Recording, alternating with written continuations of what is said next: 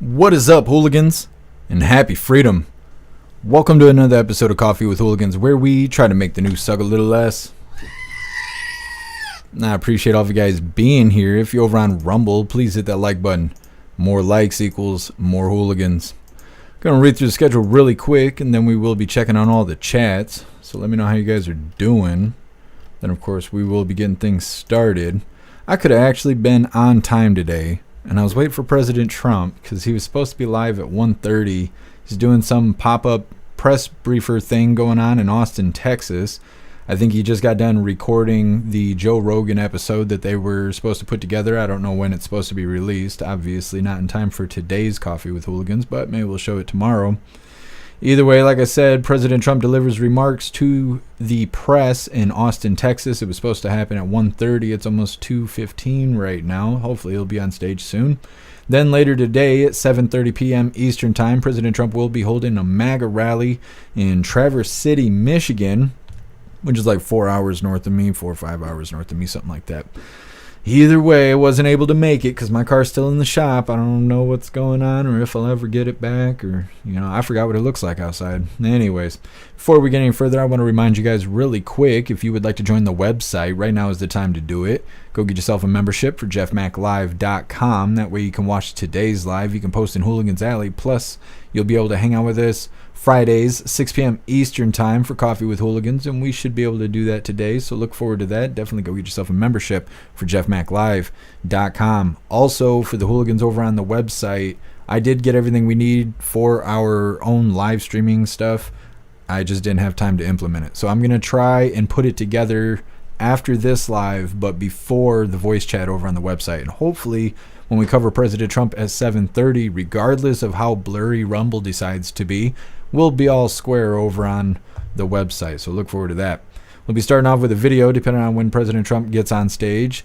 This first one's titled Anti-Jewish Demonstration Taking Place on Columbia University's campus. So this is just the same thing was going on last school season. They're all out here doing it. What's really interesting is that this video is about Jewish people having a hard time dealing with the pro-Hamas protesters on campus, but it's just liberals versus liberals.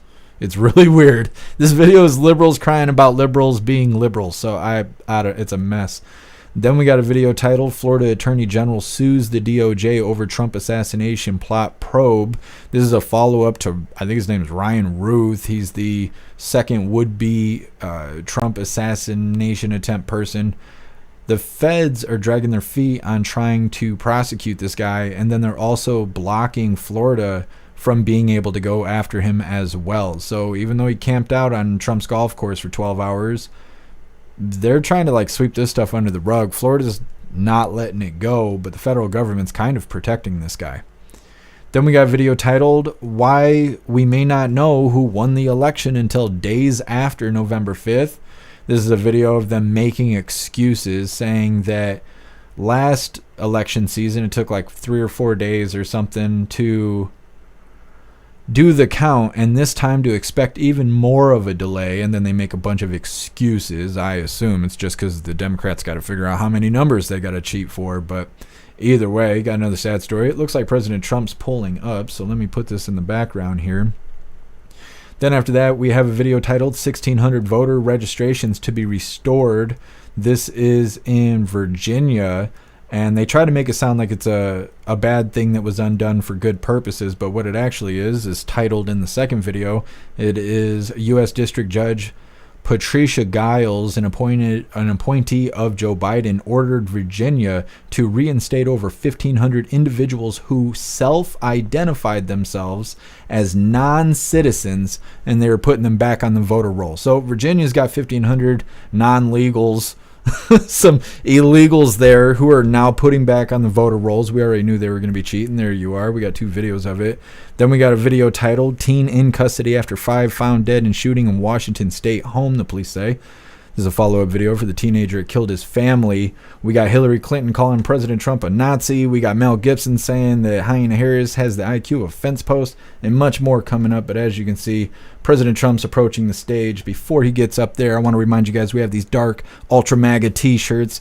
President Trump, the hope of America. This was designed by Alistair, and this design comes in shirts for men, shirts for women, tank tops for men, tank tops for women, coffee mugs, stickers, dog tags, pullover hoodies, zipper hoodies, and I even made bumper stickers. I'll drop the link to the merch store in the chat while we're listening to President Trump.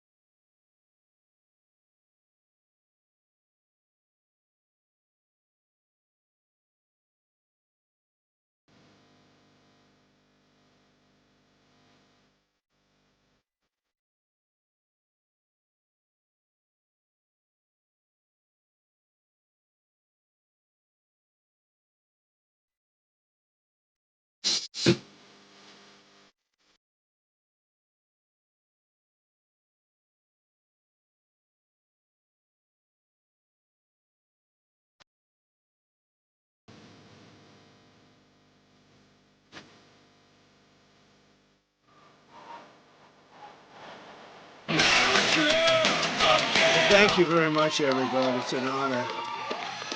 This is an honor, and I want to thank the people behind me because they have done an incredible job under very adverse conditions, I have to say. And they're very special people. Very special. Congratulations to Paul. He gave a speech last week, which was incredible.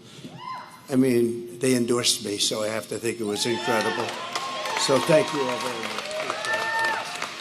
It's a great group of people. They love our country. Before we begin, I want to address the unconstitutional decision issued today by a radical judge appointed by Biden, and it just came down in Virginia, illegally allowing non-citizens to vote in our elections.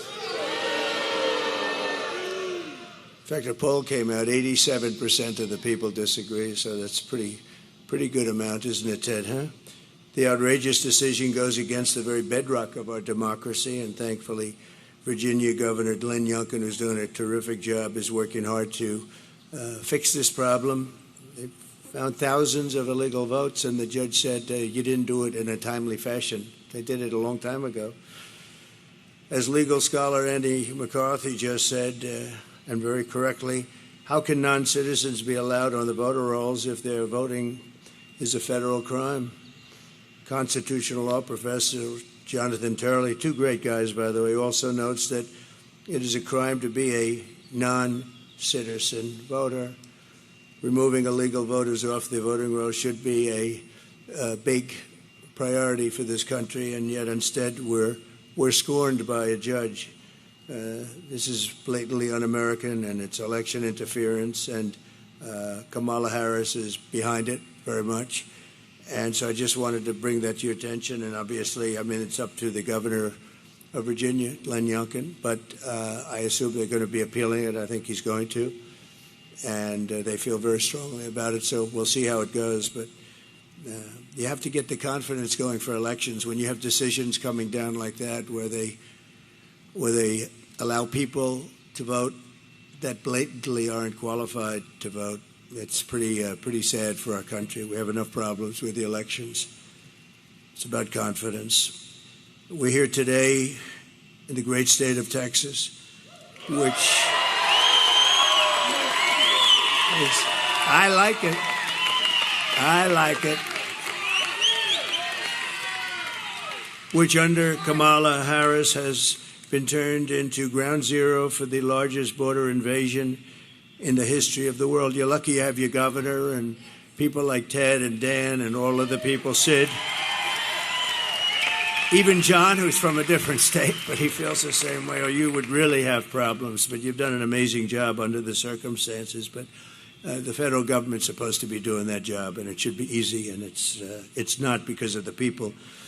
But over the past 4 years, this state has become Kamala's staging ground to import her army of migrant gangs and illegal alien criminals into every state in America, and every state's a border state. You've heard that. It's true. Paving a trail of bloodshed, suffering, and death all across our land. And it's only getting worse. It's just incredible when you look at the numbers. 21 million people at least during this 3.5-year period. And many of them, as you know, are murderers, drug dealers, people from jails. They're letting their people out of jails and bringing them right into our country. We're like a dumping ground. What Kamala Harris has done on our border is cruel, it's vile, and it's absolutely heartless. Her policy of importing migrant gangs is a crime against our country. It's actually a crime against humanity, and her abolition of our border should disqualify her for even running. I mean, I don't know how you can run for the president of the United States and allow people to pour into our country. And we're talking about seriously criminal people, many of these people, and they come from all over the world. It's not just South America. They're coming in from Africa. They're coming in from the Middle East. The Congo, that's a hot place right now. A lot of people coming in from prisons in the Congo. They're coming into our country. It's not even believable, actually, when you think. You know, you're standing up here, you're saying this stuff, John Barrasso, but you're saying this, and you say to yourself, you know, is it even believable? It's sort of like, actually in a smaller way, but still very important, men playing in women's sports. Who would want that? But, you know, 10 years ago, you would never say that. And then you have the transgender operations all over the place. And you're saying this, and you have parental guidance. And we want our child to be parentally guided. And you have to make apologies for the fact that they're not. But they're going to be, and we're going to bring that back. We want our parents. But, you know, if you go back 10 years or 15 years ago, if you ever made a speech like that, they'd say, this guy's crazy. What is he talking about? Those things would never happen, and they didn't happen until a certain time ago with the radical left. No person who is responsible for so much bloodshed on our own soil can ever be allowed to become president of the United States. And I think she's coming here today. She doesn't want to go to a swing state because she's losing so badly in those states. So she decided to come to Texas, and I'm sure she'll be treated very nicely. Today, she picked the wrong place. I think she picked the wrong place. What do I know about politics? I haven't done it that long, actually. But today, Kamala is here in Texas to rub shoulders with woke celebrities. Isn't that exciting? But she's not going to meet with any of the victims of migrant crime. While she's here, we have many of them right here, the families, we have many of them. And they're incredible people, what they've gone through, the hell that they've gone through, and will continue to go through, unfortunately. She'll not speak to the grieving mothers from whom she has stolen the brightest light in their lives. She was in charge of this border, and she doesn't like being called border czar anymore. She didn't mind it almost 4 years ago, but now she doesn't like it. But you don't need that term. She was in charge of the border. She never came here, and she never made one call to these people behind me or anybody in the group. Not one call. She's in charge. She deals with Border Patrol. She hasn't made, Paul, not one call in 4 years. So we're joined today by a Texas mom, Alexis Nungary from Houston, a great woman. This past June, thank you. Great one. Where is Alexis? Where is she? Come up here, Alexis. Come up here. So this past June, Alexis's 12-year-old daughter, her precious angel, as you say, Jocelyn. We all called her that. We feel we know Jocelyn. And she's had a big impact, Alexis. You know that, right? She's had a big impact. Walked to a nearby convenience store. Jocelyn was kidnapped, tied up, assaulted, and I'm not going any further than that. I'm standing with the mother. and horrible things happened to her, to that young, beautiful girl. And the animals arrested for Jocelyn's barbaric murder are 2 illegal aliens believed to be members of the savage Venezuelan prison gang known as Tren de Aragua. And they're all over the place now. They're all over our country. They were in Aurora, but Aurora's now the least of it. They've taken over buildings in Aurora. The government, a radical left Democrat, weak person, doesn't know quite what to do. He's always got a big mouth when he talks about other things, but he has no idea what to do. And they have weapons of military grade. You say, how did they get those weapons? These monsters were in Border Patrol custody, but under a program Kamala Harris created to abolish detention for fighting-aged men, whatever that means, and give them free and automatic entry into the United States. The killers were released into our country, and Alexis, we cannot begin to imagine your pain. And if you'd like to say a few words, would you like to? Would you? Thank you. Thank you, Doug.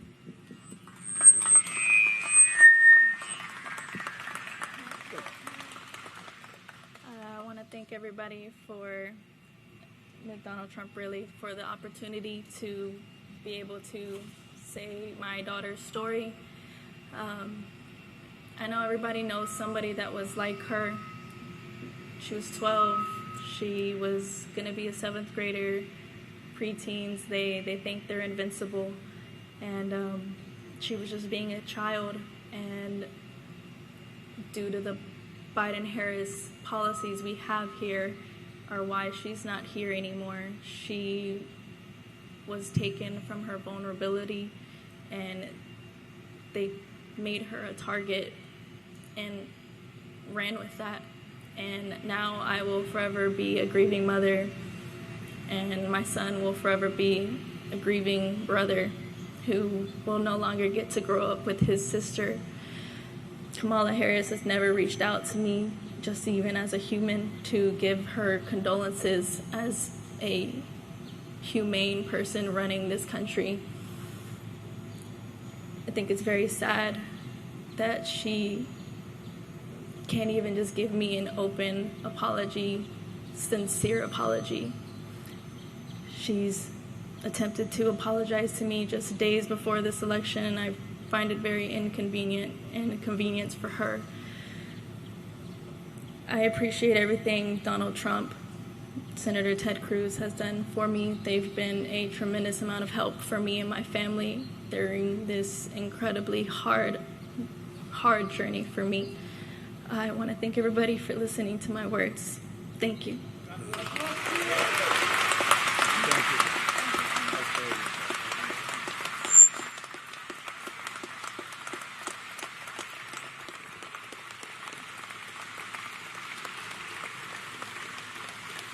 So I want to thank you, Alexis, and we will never forget Jocelyn. We're not going to. We've all seen her picture. It's blazed into our minds, and the violence and viciousness, and nobody calls, nobody talks. And we have many others like that. The 13 soldiers that were killed so horribly in Afghanistan, nobody called them. Nobody calls them. But certain people they call, but they don't call them. They weren't called. They weren't treated properly. They were treated very badly, actually. And many others, including some of the people in this room, nobody calls. I don't know. Just from a human standpoint, I call. It's like you can't do much because it's done. We could have done much if we were running things, Ted. We would have had strong borders. We would have had all the things. At least they would have had a real good chance of not having been caught up in this crime wave that's happening. It's a crime wave. The number of people coming in, we have no idea what the number is. I say 21 million. A lot of people think it's more than that. And then you start talking about the gotaways. I think the gotaways could be, Dan, double that. Who knows what it is? They're running into the country. We have no idea. That we call them from parts. I call them from parts unknown. As of 2 weeks ago, Tom Homan told me it was 181 countries were represented and people pouring in. So it's no longer just a small group of people from the 3 or 4 countries that we're accustomed to talking about. In an interview last week, Kamala Harris was asked directly if she would apologize to Alexis for letting in the savage killer that took Jocelyn's life, and Kamala Harris refused to take any responsibility whatsoever. She refused to own up to the fact that open borders, and totally unchecked. It's not even open borders. Open borders are horrible, and how stupid are they? How stupid. We're the only country in the world that has this. But they don't even check them. They don't vet them. They don't know who they are. They don't know where they're going. They just come in, and then they fly them over, you know? When the border got a little bit tougher because people were getting angry and just, we had citizens standing at the border wanting to do, and then they get in trouble because they want to do the job the federal government's supposed to be doing. But she refused to own up to it. And last night she said she wants to make strong borders. I mean, what she did last night and the night before, the town hall with Cooper was just unbelievable. Allison Cooper got so angry. But think of it, never an apology, never a phone call to anybody. So thank you very much, Alexis. We're going to get this thing straightened out. We're going to get it straightened out. We got to get it straightened out. Just from the standpoint of our heart. No calls, no nothing. Worst of all, Kamala refuses to stop importing these killers into our country every day. She brings in more. She's got no remorse at all for the innocent blood that's on her hands, and the blood is on her hands, and Biden too, but Biden doesn't know where the hell he is, so what difference? I just saw him. He's making a speech somewhere, and he screwed it up pretty badly. But he's got his glasses, the whole deal, you know, standing outside, wind blowing. He doesn't look great for us. He doesn't look, that's not what we want. That's not what we want. President Xi used to look at him and still does, I guess, right? But he used to he just said, this makes me so happy, he says. And Putin and the whole group, Kim Jong-un, they're tough guys out there. They're tough and they're smart and they're streetwise and they're at the top of their game. And we don't have that. That's very nice. Thank you. What a good line that is. That she said, that's why we have you. Thank you very much. Wow. Do you know that woman? You know that one. That's very good. Thank you. It's very nice. Thank you very much. 2 days ago, she said she could not think of any mistakes that she's made. She was asked a question. Can you think of anything that you would do different? Can you think of any mistakes that you've made? Now, actually, she couldn't think of it. It's about as good. She could say, I would have strengthened the border, I would have lowered taxes, there are about 500 answers she could give, and you're out of that question, right? She couldn't think of a thing. You know, the worst of all, though, really is 325,000 young children are possibly dead, but many of them are dead, but they're sex slaves, or at a minimum, they're missing. They'll never see their parents again, most likely. We'll do everything we can when we come back. I don't know. It's very far down the line. We're going to do everything we can to get them. But think of what that number represents, Dan. 325,000. And the fake news media doesn't even talk about it. If that were a Republican instead, it would be the biggest scandal in history. It would be the equivalent of nothing else. And they don't even talk about it. They cannot talk about 325,000 for you people are missing. Think of that, are missing, and probably will never be seen again, most of them. But we're going to do the best we can. It's a tough assignment. But most of them, they're probably dead. Under Czar Harris, there are 13,099 illegal aliens convicted of murder that were released from jails and prisons and penitentiaries, and they were set loose into the United States of America. We're like a garbage can. We're like a garbage can. First time I said it was last night. Gave a speech in Las Vegas. 29,000 people. It was an arena. We set the arena record. That was a big deal arena, too.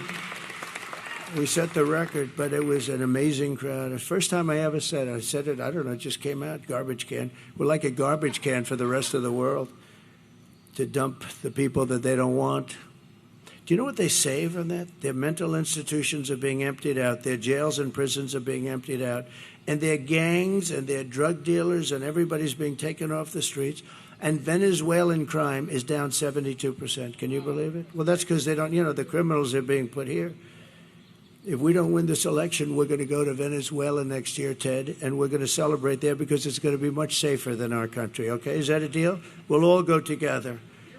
No, it's just so bad. Well, I have to tell you, I'm not supposed to say it, but we are winning by a lot, actually.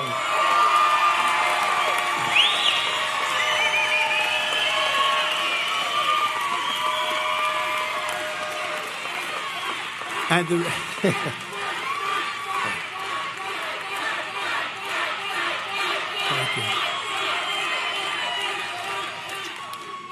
the reason is we want them to keep voting because we have to go, these used to take one day.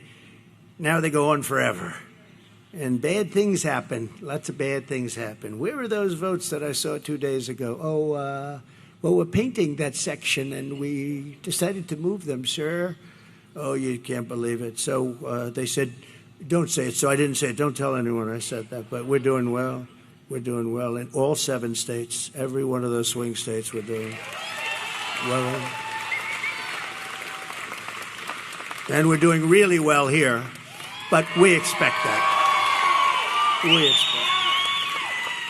But in another atrocity, Kamala released and unvetted MS-13 gang members from El Salvador into the United States. He's a real beauty. He's MS-13. That's another gang. They use knives. They like knives because it's more painful. They cut people up. They killed 2 young students walking to school, 2 beautiful young women, young girls. And they were walking to school, and they got them walking to school, and they knifed them up and cut them up. Didn't want to use guns because that's not painful. And you know who got rid of them? ICE. They're friends from ICE. They work so well together. And Kamala wants ICE is, you know what ICE is? Tough people that love our country. They have to be tough. Because I know a lot of tough people right up here. You don't want to do what they do. They got to be tough. And they've done a great job, but they did a very good job here. But the animal that went on to attack and tie up a 20-year-old autistic woman in Maryland before, raping her and strangled her to death very violently in front of numerous people and actually put it on tape. Put it on tape. These are the people we're bringing into our country. In New York this past summer, an illegal alien released into our custody and came into our country by Kamala. You know, I never use the word Harris because nobody knows who I'm talking about. When I say Harris, they say, who the hell is Harris? It's true. If I said VP Harris, nobody knows who it is. Can you believe she's a VP? A VP. How about the guy she's got? That's worse. I'm not sure. It might be worse than her. Well, she lived by the old adage, always get yourself a bad VP. And she's got one. We were very happy when we heard that choice, but we didn't know he was as bad as he did. He's a disaster. But Kamala approached 2 13-year-old children with, think of this, these people that she let in with machetes, knives, guns, in broad daylight, forced them into the woods, tied them up together, their wrists, everything, raped the young girl at the park, filmed the entire thing, put it on camera, put it out for everybody to see, badly injured this person and somebody with her too, really badly. In Georgia this year, and you know this, everybody knows this, except Biden, he didn't know how to pronounce her name after pressure because he didn't talk about it either, Alexis. He refused to talk about it. Then he was actually forced to because it got so crazy. But in Georgia this year, an illegal alien criminal with ties to Trinidad, Aragua, kidnapped, assaulted, and murdered a brilliant young nursing student, Lake and Riley, you remember? Lake and Riley, who was a beautiful, I got to meet the parents a couple of times. They're incredible, but they're like devastated. You know, you can't really say, oh, well, everything will be, it's not going to be okay. It's not good. It's just, you can't really, there's nothing you can say, really. A lot of times they say, like to Alexis, what can I say? The only thing we can do is do something about it so it doesn't happen again, you know, and that's all we can do.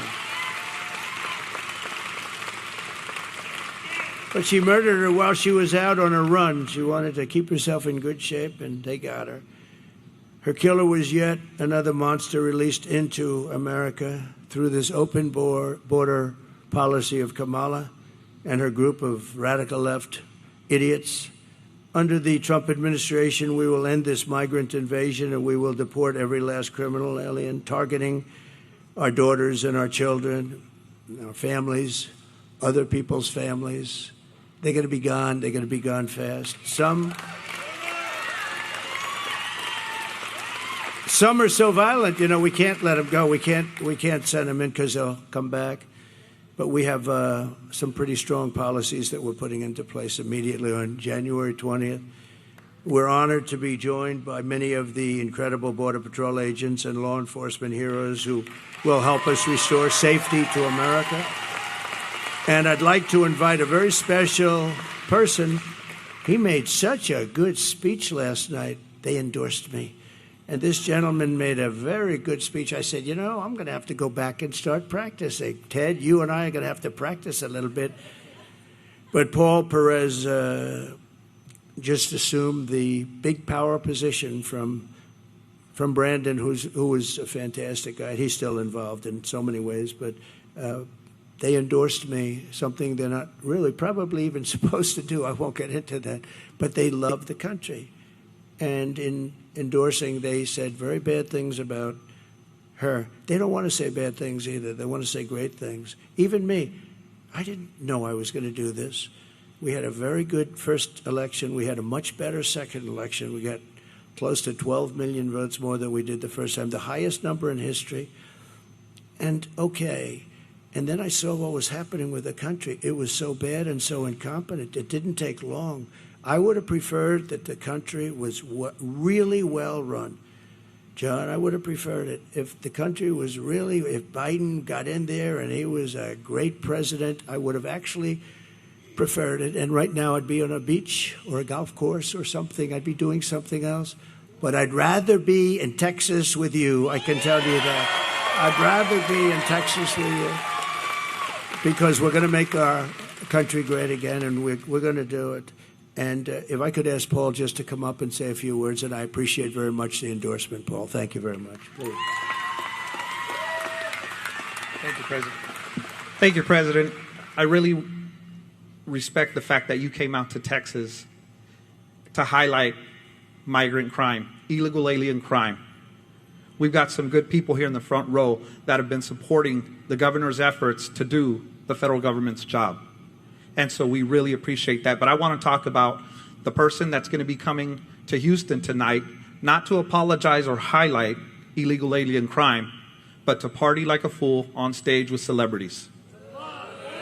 Instead of apologizing to the families, this is somebody who likes to brag about being a former federal prosecutor who prosecuted transnational gangs and cartel members. So she knew better, President Trump. She knew better than most exactly the threat that these people, these animals, create, the threat that they bring to our communities that will harm our families. And these scumbags listed here on these pictures here are part of the Kamala crime wave. And because of that, the Kamala crime wave has devastated cities. President Trump strikes fear in the enemies of America.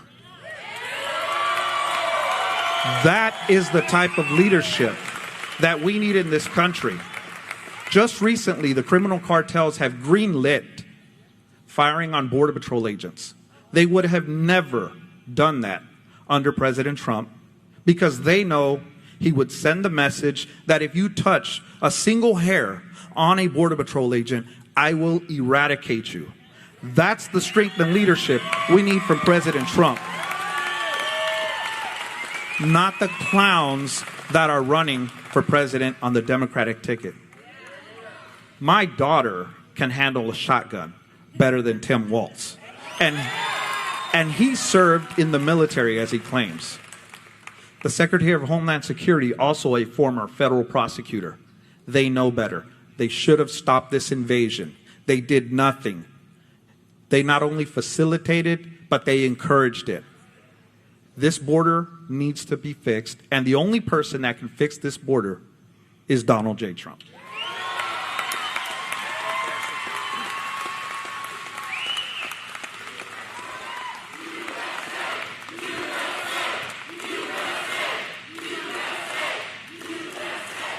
Thank you very much, Paul. Thank you very much. Boy, it's you can't say it better. You can't say it better. And they really know the subject. If they thought somebody was slightly better, that's what they want. They just want it fixed. And their job's a lot easier just to let everybody pour through. It's a tough job when you do it right, but that's what they want. They love the country. This is just a great group. I've gotten to know them so well over the years. I did call them a lot.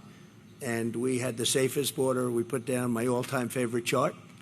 Without that chart, I wouldn't be standing here, Dan. But that chart basically showed we had the lowest, and it was done by Border Patrol. We had the lowest number of illegal migrants. We had the lowest number of drugs in many years, and all of the different categories were number one. The day I left, and I said, we're going to have to come back. We're going to have to do it, and we'll do it even better because we really have experience now that we didn't have then. I want to thank the Guillen family. The Guillen family is here. They are incredible, incredible, brave, and beautiful family. They lost their daughter and sister, and she's up in heaven looking down, very proud of you, and very proud of the stance that you took. A very vicious group of people, just liars, you know, and a magazine that's a failing magazine run by a guy named Goldberg came out with a story, bad story about me, that I had told them I was going to do something and all this. And they were so incensed that they said, we can't let them say that about what took place with the daughter. I was going to help them. If they didn't get the military funding, I was going to fund it myself. I told them that, but they were able to get the funding. And I guess they came out with a story that, what's it called, the Atlantic magazine, Atlantic. This is a really bad, they were the ones that made up the story about me saying bad things about the soldiers. The beautiful thing is that these people were willing to come out and say it didn't happen that way. This man was, I had them into the White House, and they were all, they didn't have to do this. They could have sat back and, your daughter is so proud of you, I'm telling you. They didn't have to do that. I didn't, you know, I have these people saying all this bad stuff. Then all of a sudden, the family that they're talking about comes out of nowhere and says, President Trump was perfect. What he did was so great. He got us the money. And I did say, if we couldn't get you the money for the funeral, I was going to pay it. But he got us the money, and it happened so quickly and nice. And they came out and they said that. Who would do that? A lot of people wouldn't do that. They'd sit back and they say, well, he was a nice guy, but we don't want to get involved or something. We love you. Thank you very much. We love you. And it was phony stories by a general that got fired, and it was a whack job, total whack job, a general. It's funny, when you fire people, see, Biden has never fired anybody, but when you fire people for doing a bad job, they get a little bit angry. Somehow it just seems to work. But he was a nut job to start off with. So that's just so, it's such a beautiful story. Out of nowhere, we get a call saying that problem solved. Why? Because the family came to and they said that the magazine totally lied and misrepresented. This was the same magazine that said that I said about dead soldiers that there was something, what was it, suckers and losers. Think of it. I'm supposed to be standing there over the graves of soldiers with people around me, military people or whatever, making a statement like that. Can you imagine? Can you imagine anybody doing it? I think I'd end up I may be the president, but I think somebody would start a fist fight.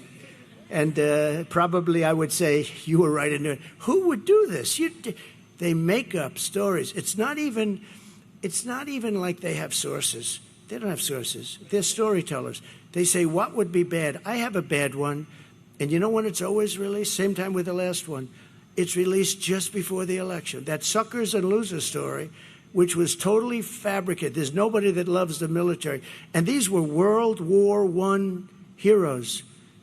They died in World War I. And I'm saying, they were suckers. I mean, you'd know me. They were suckers and losers. Can you imagine it? And the problem I have, Ted, is that 5, 10, 20% of people, when they read that, they're going to believe it.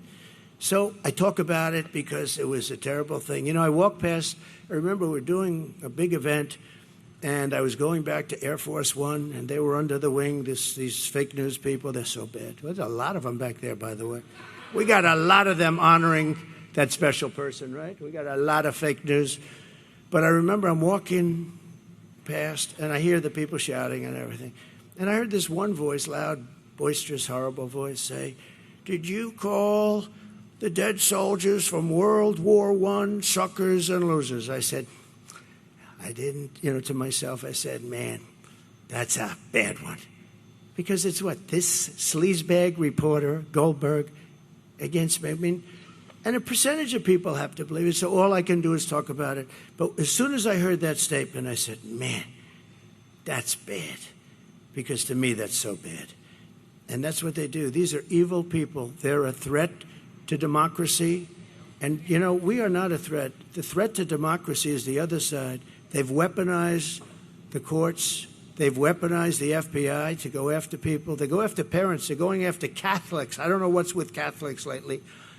But if you're Catholic, you're being persecuted. Anybody that votes as a Catholic for this horrible candidate that can't put two sentences together. She can't speak.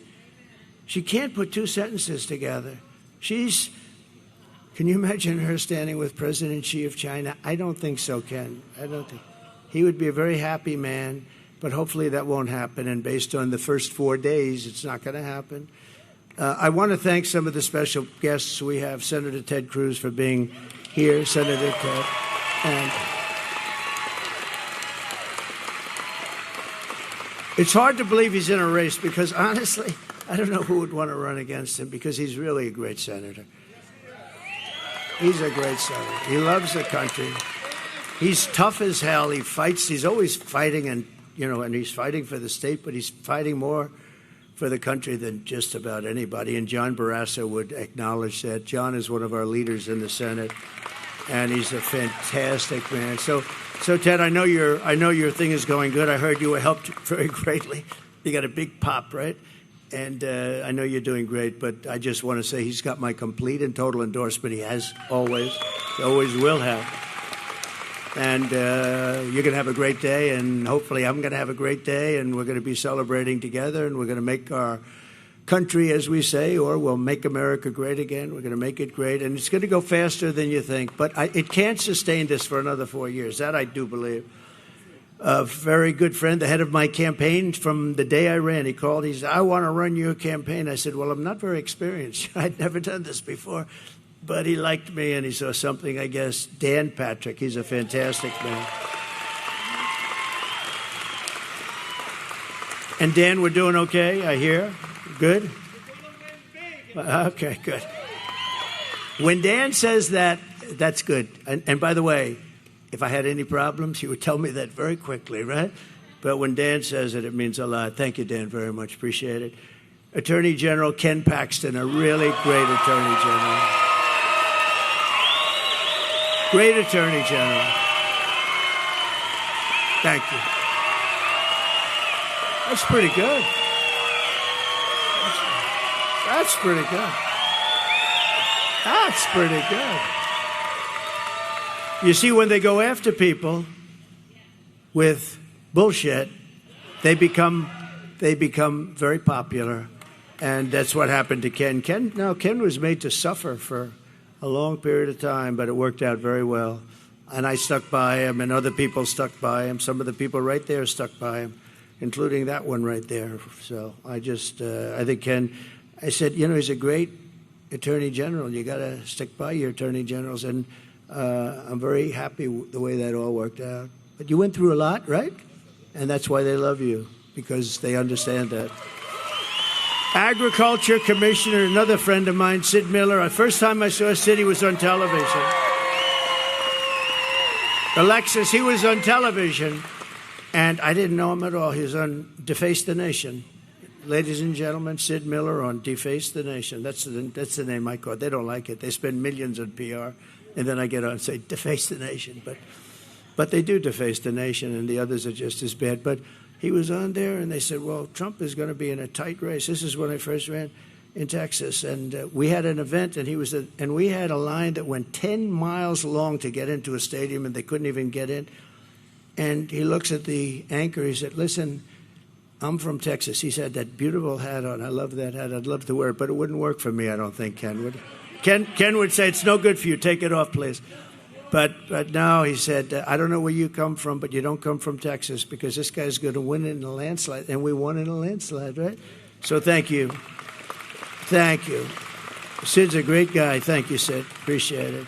Land Commissioner Dawn. Oh, I like that. I'd love to be Land Commissioner. I love real estate. Land Commissioner Dawn Buckingham. Thank you, Dawn. Great. Doing a good job. I hear that from everybody. And Chairman of the Texas Republican Party, Abraham George. Thank you. Thank you very much. Thank you. Good job. So just in closing, thank you, Abraham. Great job. Immediately upon taking the oath of office, I will launch the largest deportation program in American history. We will put, and I don't like saying that, the record is Dwight Eisenhower, who was essentially a moderate, good president. General Eisenhower, good president, good general, probably a very good general, right? Better than he gets credit. He never got credit for a lot of things. He built the interstate system, actually. He should get a lot of credit. But he was a very good president. But he was a moderate guy. But he has the record for deportation because he could not stand people pouring into the country. And I think we'll break that record. Not that I want to break it, but we have no choice. We have to get all of these criminals, these murderers and drug dealers and everything. We're getting them out. And we'll put these vicious and bloodthirsty criminals in jail or kick them the hell out of our country, and we'll get them out. Ideally, we want to get them out because we don't want to have to pay for their room and board for the next 50 years, right? To expedite removals of the Trinidad Aragua group and the MS-13 other savage gangs, I'll invoke the Alien Enemies Act of 1798. Did you know that? I had to go back that far. We couldn't find anything because modern-day politicians, even sort of old, nobody had the courage of these original people. So we had to go back to 1798, and it gives you the power to target and dismantle every migrant criminal network operating on American soil, and you can get them out, and there's no problem.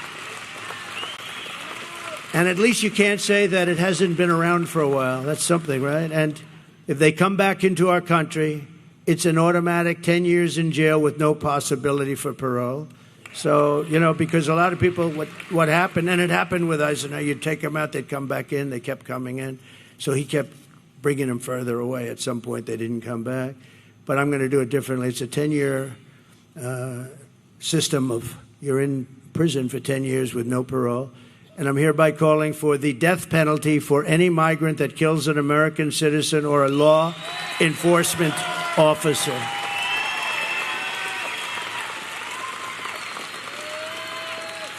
And you'll be amazed how it worked. When I was in the White House, we had a lot of people that wanted to pull down statues and things, and I didn't like it too much, and we didn't have time to pass a law because they were really getting pretty violent around in Washington, D.C., and they wanted to pull down. Actually, when they started roping up Abraham Lincoln and a couple, I said, I'm not even sure they knew what they were doing. But we found a law that was in the early 1900s, very tough law, that if you so much as touch in violation of anybody's word, if you so much as touch a monument or a statue, you get 10 years in jail. And I had a news conference, and the town was flooded. We had a news conference. They had actually a rope around Andrew Jackson's head, the beautiful statue. And I said, we're going to go fast. And I went out, I did it. And it was a beautiful sight.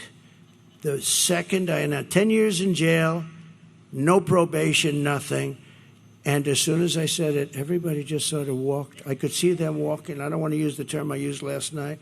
A certain part of their body. I watched the back. I saw thousands of them, and I said, what a beautiful sight. They just left. And that was the end. We had no more problem until about 2 months ago, in D.C., where they became very violent. They were fighting with police. They were putting spray paint on our beautiful, on the lions, the beautiful lions. And, they're sandstone, and that's a very porous stone. You'll see that spray paint for many years to come, like hundreds of years. You can't really get it out. It goes deep into the stone. And to the best of my knowledge, nothing happened to them, did it? They were beating up cops, or the cops were beating them up, but they were fighting.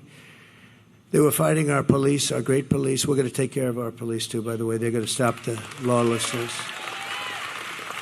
And I'm going to end all migrant flights immediately. You know, they're still flying flights coming in with 450,000 people over a fairly short. 450,000, that's a lot of flights.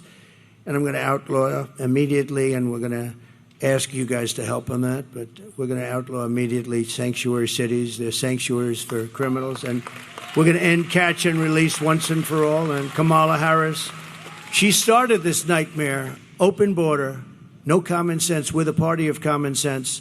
There's no common sense to an open border, and I will stop this nightmare immediately. November 5th, 2024 will be Liberation Day in America. So I want to thank everybody for being here. And Alexis, I want to thank you, darling. And your daughter, very proud of you right now, I can tell you. Very proud. This unbelievable family back there, thank you very much. We won't forget it. We're going to meet in the White House. We get there, I told them we're going to have lunch in the White House. All right? And that goes for you. Are we allowed to bring Alexis? Can we do that? They said yes, okay? So we're going to do that in honor of your beautiful Jocelyn, okay? Thank you. Thank you very much, everybody. We greatly appreciate it. Thank you, guys. Thank you, Ted. Thank you, everybody. Thank you very much.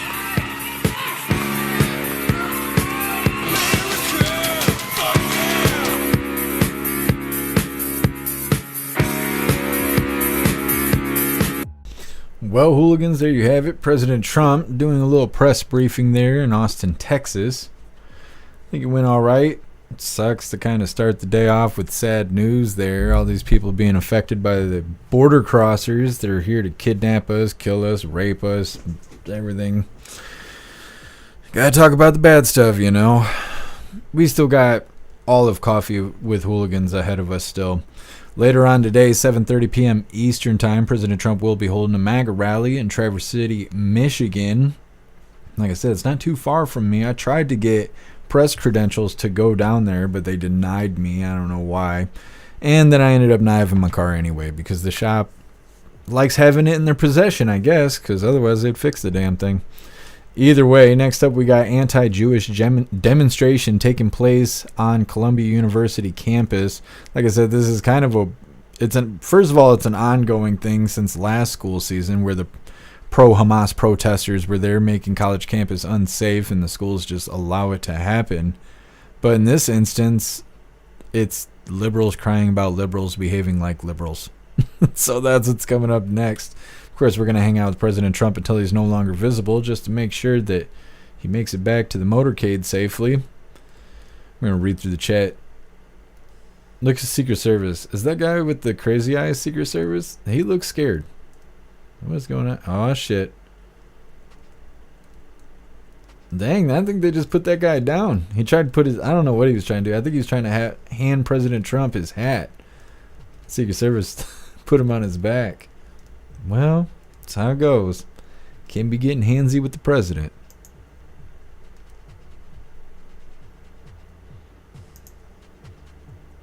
Holy, Sam, how innovative. I've never seen a taco holder like that. Very nice. Very nice.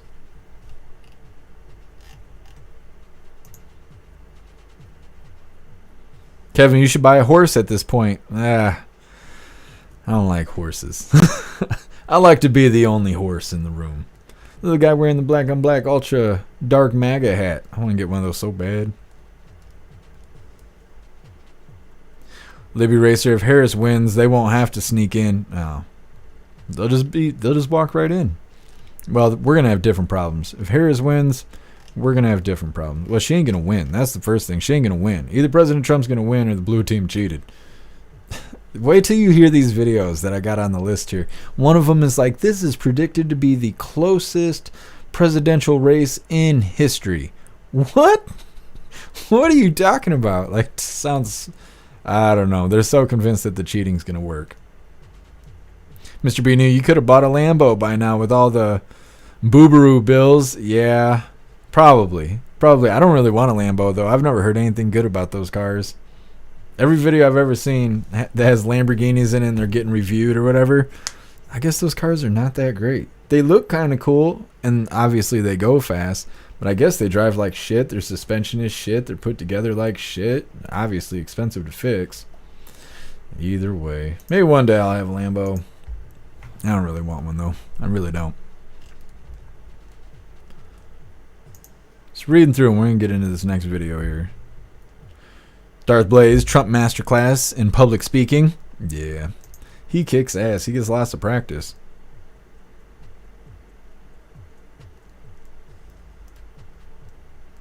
What's up, Cat? Happy freedom.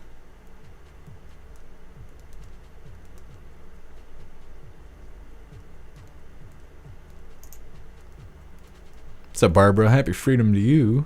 What's up, Proud Patriot Girly? What's up, Salty Ginger?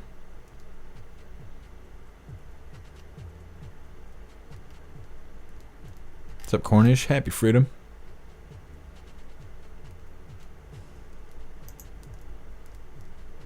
Russell, Ferrari's where it's at. I don't think you can actually paint Ferraris. I think they come after you. They'll try and take your Ferrari away. They got weird stipulations on that, so that's why I'm like, I don't know about Ferraris either. McLarens are the same way. McLarens are built like shit. Every one of those videos I've seen, people are like bitching about how everything's expensive and just is trash at the same time. Matt, these days a Lambo is pretty much just an overpriced Volkswagen. Yep. Some of those Volkswagens are nice. They got those diesel motors, come in all-wheel drive. How come American cars don't have all-wheel drive cars? Like, that's what kills me. There's hardly any of them. You get like a Ford Focus RS, which is like the rally version. You can't even find it anywhere. I'm sure it's super expensive.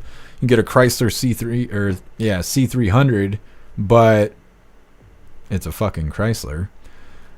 And then everything else is an SUV. And everyone's like, you need to buy American made. Well, when America starts building four-wheel drive cars, I'll start looking into it. Until then, I guess I'm just driving Subarus.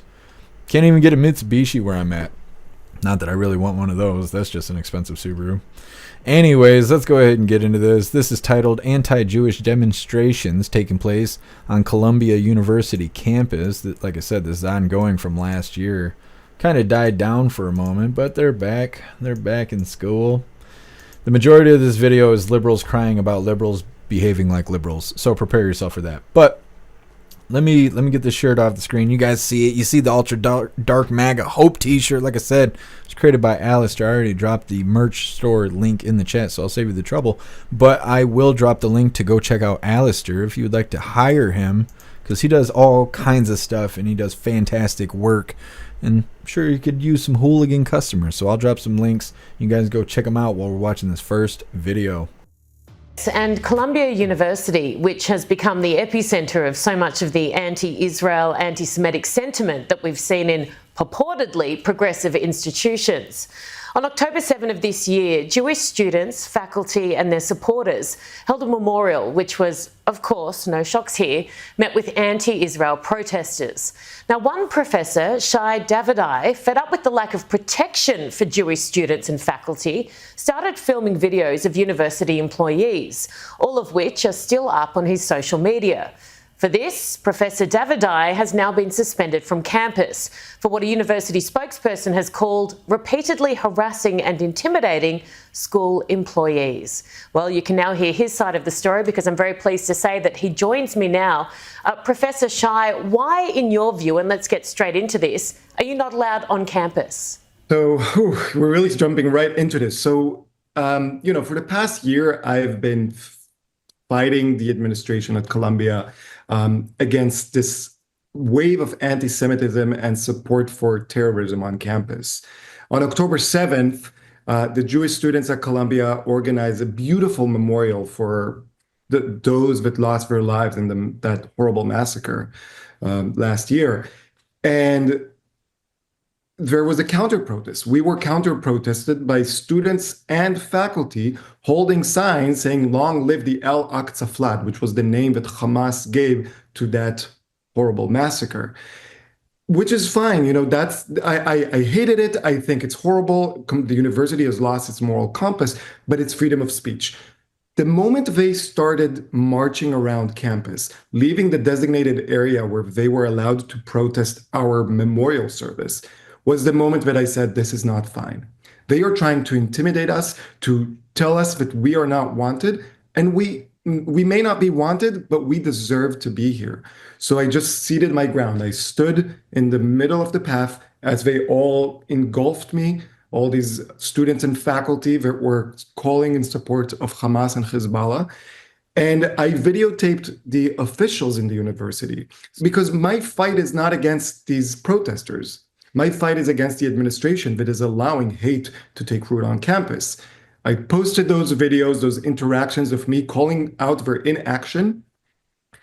More than 2 million people saw it, and the university decided to retaliate. So because I exposed the moral rot of the administrators at Columbia University, they decided that they don't want me on campus, because if you're not there, you cannot expose the moral rot.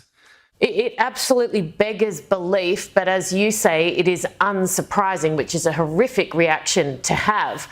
Are you the only person that you know of that has been sanctioned or punished by the university? Because we've seen a lot of pretty horrendous acts there. To the best of my knowledge, I am the only faculty or staff that has paid a personal price since October 7, 2023. We've had the Dean of Columbia College caught texting anti-Semitic tropes during a panel about anti-Semitism about a Jewish speaker, and that person is still the Dean of Columbia College and has absolute power over Jewish and students, faculty, and staff. And yet I am the one that's being sanctioned. Now, the way I see it is Columbia has a big problem and a small problem.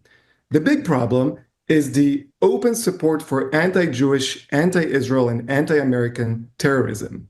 The small problem is the professor that's standing up and saying, hey, there's a big problem there. Because Columbia is unwilling to solve their big problem, they are focusing on the small problem, which is me. Well, you may be a smaller problem to them, but you are making big waves, aren't you? Well done to you for standing up for what is right. It's not easy to do it all. Do you want to actually go back to your job at Columbia? That's a great question. So here's where things become so extremely interesting and somewhat Kafkaesque. My lawyers asked the university, you are saying that our client harassed and intimidated employees. Tell us, who did he harass and how did he harass? Because all the videos are online for everyone to see. I am the most transparent activist that has ever been in this fight. You can go and judge it for yourself. It's been a week and we haven't gotten a response yet. So Columbia is the accuser, the judge, and the executioner, and there is no due process. But my story is a very small story here. You know, I always say, like, if I have to pay the personal price, but the big problem is solved, I am willing to pay that price. Because the story is not about me. The story is about the moral demise of Columbia University and many universities in North America, and as I see as well in Canada and the UK, across the Western world. And what I tell people, and this is the message I want to get, non-Jewish people, non-Israeli people, I want you to take a look, just one look, at the protests and the riots that these Hamas, Hezbollah supporters are throwing in city streets, in universities, outside synagogues, outside city halls. And I want you to look at the peaceful rallies and demonstrations that the Jews and our non-Jewish allies hold. And you decide for yourself, which world do you want to live in? Do you want to live in the world that openly hates democracy and openly supports the rapists? Or do you want to live in the world that celebrates democracy and always stands with the victim?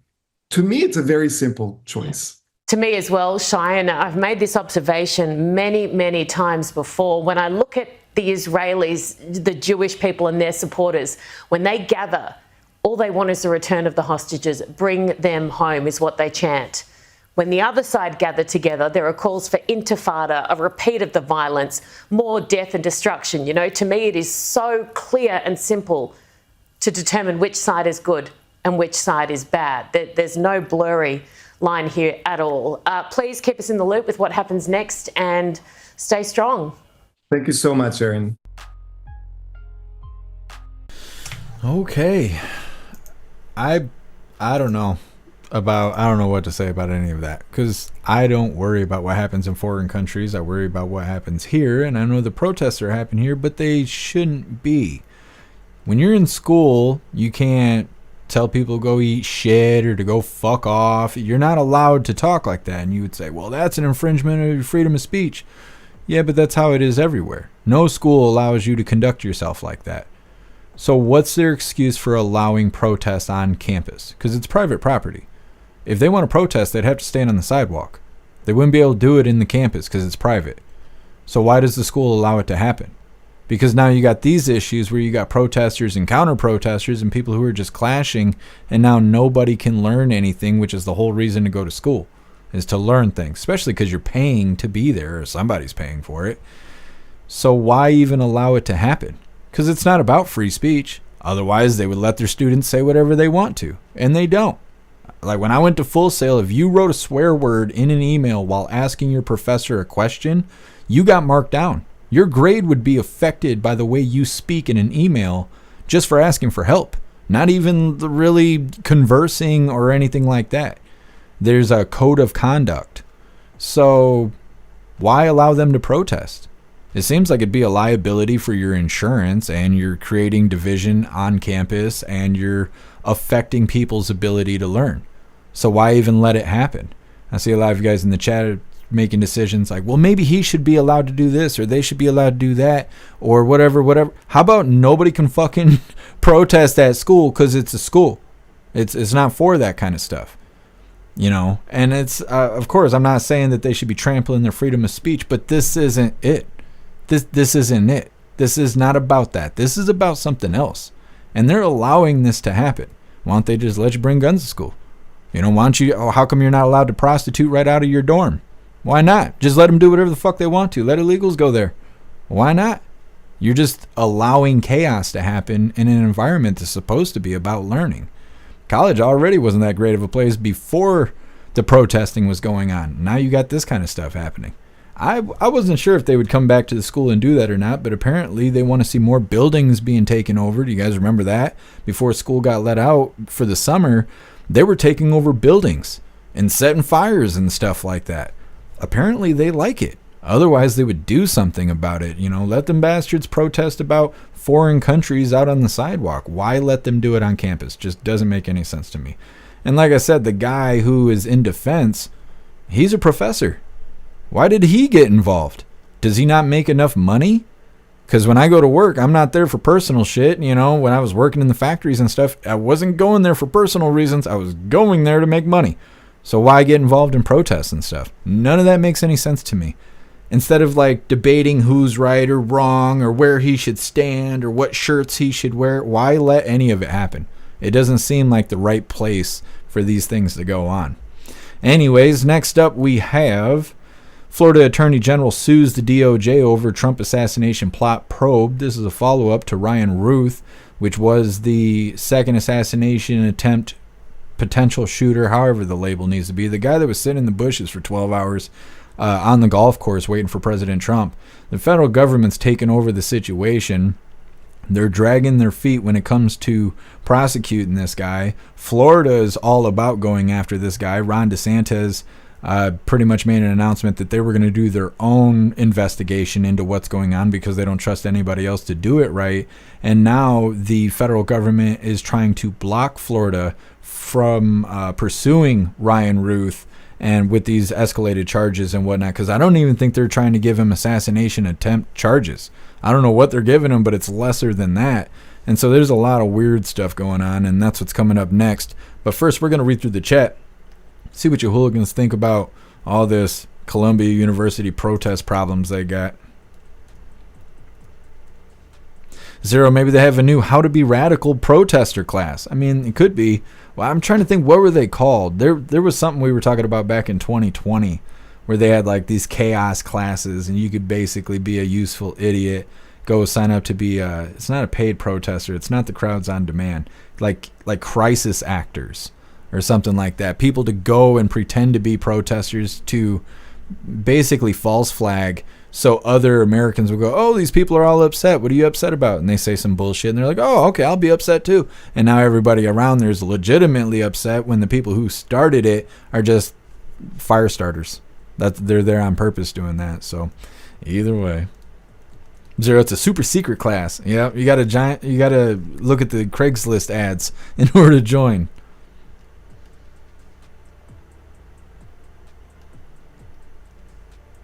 Breeze Value, makes no sense to allow this on campus. Yeah, I don't get it. It seems like it would be a problem, like a liability for your insurance and stuff. Matt, when I asked my son about protesters, he said Oregon State ran them off week 1 of the school year, never let them set up camp. It's badass, Matt. Yeah, hopefully they won't have these kind of problems over there this season. Astro Hammer, a Buick Roadmaster station wagon. I mean, if it's all-wheel drive, I'll go check it out. I need all-wheel drive, but I can't afford to fix SUVs and trucks and stuff. I need a 4-wheel drive car.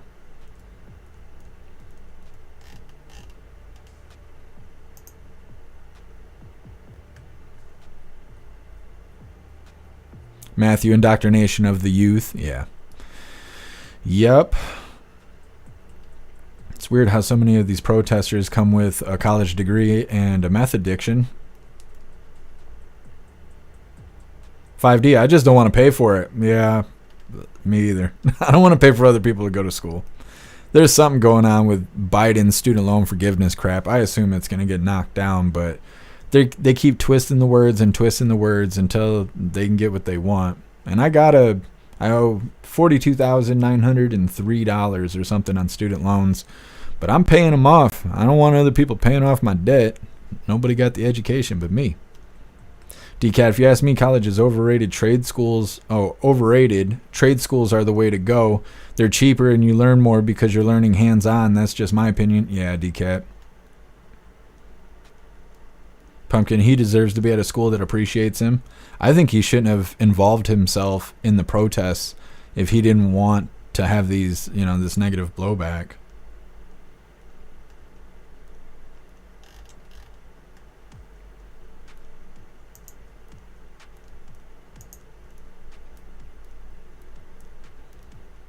Cat, if they allow one protest, they have to allow them all. How about allowing students to get their money back if the protest affects learning? Yeah, they should. Now, I highly doubt that'll happen because colleges are just a big money scam. But they should do something because they're absolutely affecting students' ability to learn. When last school season was going on, we were covering this like every day, where there were students being interviewed saying they don't feel safe on campus. They have trouble going to classes because they've turned the whole front campus into a autonomous zone, basically, and absolutely affects your ability to learn. You're in class, you got to stop because the protesters are parading through and stuff. Nobody could learn in that kind of environment. They should get a refund for their tuition and all of that. Duck and felonies must be in the curriculum. Yeah, there's something. I mean, they're allowing it to happen. You can't say the fuck word, but you can go protest out front. Like, that doesn't make any sense.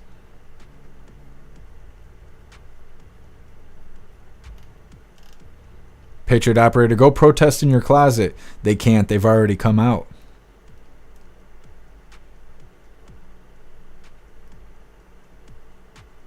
There you go, guess something. That thing's badass. I thought it had a plow on the front of it. I was like, there it is. It's got everything I need. Yes, Snooks, that's what I was talking about. What's up, Jay Spray? Happy freedom. All right, hooligans. We'll get into this next video. Like I said, this is a follow-up with Ryan Ruth, who is the individual that was camped out at the golf course waiting for President Trump. He was sitting there for 12 hours. He had a SKS with him, and I think he had some body armor and stuff. And now the federal government and the state of Florida, they're like feuding over him, and it seems like the federal government's kind of protecting this guy, or at least they're interfering with what Florida's trying to do. So let's get into this, and don't forget, hit that like button over on Rumble. The state of Florida has filed a lawsuit fed up with how the Justice Department is handling the investigation into the second Trump assassination attempt. You'll remember back on September 15th, the Secret Service shot at a suspect hiding out for 12 hours behind a fence surrounding Trump's golf course in West Palm Beach, where the Republican candidate was actually playing a round of golf at the time. That suspect, Ryan Wesley Routh, faces multiple charges in connection with the attempt. He has pleaded not guilty to all of them. Joining us now, the official that brought the lawsuit, Florida Attorney General Ashley Moody. Attorney General, thanks for joining me this morning. Of course. Great to be with you. I wanted to play a bit of sound right off the top because I know you recently gave an interview on Fox and Friends where you said that the DOJ has frustrated the state's efforts at every step along the way. Let's take a quick listen to that. We hoped that this day would not come, but at every turn, as we have moved forward with our investigations, they have attempted to frustrate that. So, Attorney General, what was the straw that broke the camel's back for you in wanting to file? Racist. Well, it wasn't just one thing. And I just lay a backdrop quickly. Remember, we had the first assassination attempt where someone was able to get on a roof with a clear line of sight to the president and actually shot the former president. And then within just, a few months, we had another assassination attempt where someone was able to lie in wait for 12 hours and get within a clear line of sight of 100 yards, a couple hundred yards of this president. And there were a lot of questions rightfully raised about that. In fact, the Secret Service director, after the first assassination attempt, resigned. And so when this happened in the state of Florida, I think people were saying we have to make sure that this is done in a way that is transparent to the people, that we make sure it's being done very thoroughly and that every stone is overturned. And when Governor DeSantis rightfully issued an executive order making sure that we were fully pursuing state law crimes, immediately we started getting pushback when we were trying to collect evidence and further that investigation. And they kept referring to a statutory provision that if in fact they charged it, and of course they hadn't at the time, if in fact they charged it, would suspend local and state jurisdiction purportedly. And so, from our various conversations, we felt like it left us with no choice, especially when the federal government finally came in and said, we are invoking this, we're suspending state jurisdiction. You bring up transparency. I think voters across the country are wondering why this whole process hasn't been more transparent. You had 2 assassination attempts in one summer. And, the first one was at a rally, and you have so many Americans attending these rallies every day in this home stretch. Have you gotten any word on why it's been so hard to get clarity or answers here? Yeah, and I think, and that's one of the reasons I believe that this is so short-sighted by the DOJ and Merrick Garland. Look, I was a federal prosecutor before my life led me to become a judge and the attorney general. I understand the nature of the federal investigatory authorities working hand in hand with the state officials. That is common. We do that. That is why this is so short-sighted, especially when you have the investigating agencies that are the same that are pursuing the assassination attempt are the same agencies that are investigating the former president and other matters. So, of course, having a dual track investigation with the state working hand in hand, that should be a no-brainer at this point. How Certainly egregious not of a pushed conflict. to the point where we have to file suit. How egregious of a conflict of interest is that? Have you ever seen that before? There are so many things taking place right now in our country's history that we have not seen as it relates to the executive branch, a president, and the justice system. And I could go on and list all of the cases that have been brought and why many of them I feel were, kind of trumped up, no pun intended, but kind of, risen to a level and brought that would have never been brought in any other situation. And so I think there's a lot going on right now. And I can tell you this personally, being in the criminal justice system my entire professional life, I think everyone, not just lawyers, but others are just amazed at how this has unfolded, which is why I have said since this happened, the second assassination attempt, which is why you would want an independent investigatory agencies or multiple to work with you in this process and pursue this investigation in a way that people could feel comfortable with. Thanks for watching, everybody. Go to joinnn.com to find News Nation. Well, I'm really interested to see how this all ends. Because it really seems like the federal government's protecting this guy. They don't act outraged about it at all. You know, this news broke and all the people on Capitol Hill, they were like, oh, well, Trump should watch his mouth. And they just kept saying stuff like that. Oh, his rhetoric is why people are shooting at him. Like it's justified. Oh, he used words, so it's okay to throw bullets. Like, what? Since when? Since when has that been the deal? It's because I think he's a part of the whole thing. I think they're all in this shit together. I think he's their shooter, just like the first guy. It's their shooter. Otherwise, you would think they would want to jump all on this, to act like they were doing some great things. You know, oh yeah, that guy, he went after a former president, so we're going to make an example out of him, and then do nothing. Debate on dropping assassination attempt charges. And then Florida's like, well, we know the feds aren't going to do anything, so we're going after him. And Fed boys are like, nah, Florida, you don't get to take a part of this. Like, oh, so you're defending the guy. Are they going to give him witness protection because they're scared Trump may retaliate? Is that what's going to happen? I mean, that seems like the most likely thing. They're going to give Ryan Ruth witness protection. They're going to change his name and relocate him because they're going to be worried about what Trump may do when he gets into office. See, that sounds like the government that we're stuck with right now. Just like that. I don't know. I highly doubt these people are going to do anything. They're going to have to do something. They're going to have to do something. This can't just be an ongoing story. He's either going to die in his cell, or they're going to give him some bullshit charges that probably wouldn't even be felonies, or he'll disappear. And they'll say, oh, he escaped, or, you know, something happened, or whatever. Who knows? They'll have to put an ending on this somehow, but it doesn't seem like real justice is going to show up. But accountability hasn't been here in a long time. It don't even come to visit, so we'll see what happens. Next up, we have why we may not know who won the election until days after November 5th. I believe they mentioned that it took 4 days to count all the votes in 2020, and they're expecting this to take even longer. And then they just make a bunch of excuses. They have no legitimate reason for this to take place. Just a whole bunch of word salad. I don't know if Hyena Harris wrote this speech or what, but either way, that's what's coming up next. First, we're going to read through the chat, see what you hooligans think about the lack of accountability being given to Ryan Ruth.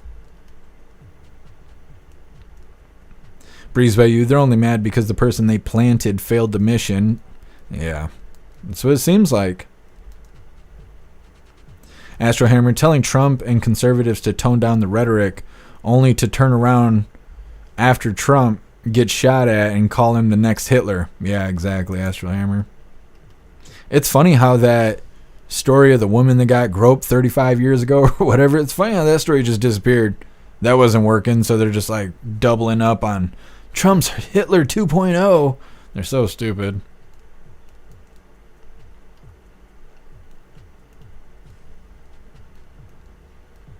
Breeze by you, they're not going to arrest themselves. They're behind it. DOJ's not doing America any favors. I mean, that's what it seems like. I don't know what else to think. Like, every time something like this happens, they act like it's the first day they had to do their job. They're like, okay, let's break out the tutorial really quick. What are we supposed to do in this job position? They never do what they're supposed to do. It's always like, well, we're figuring it out as we go. And just, I don't know. Can't stand it. Can't stand it. Just reading through.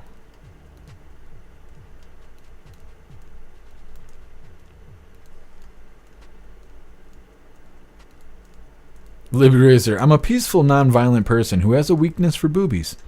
What a nice guy. What a nice guy. What's up, AR16? Happy freedom. DCAT.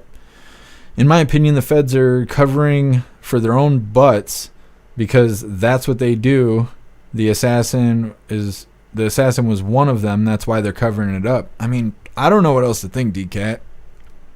Because that's what it feels like. I don't see any justice being served. And it's so easy. It's so easy. The guy's hiding in the bushes. They know it was 12 hours. He had an SKS with him. He had bulletproof plates with him. Like plate carrier and stuff. What?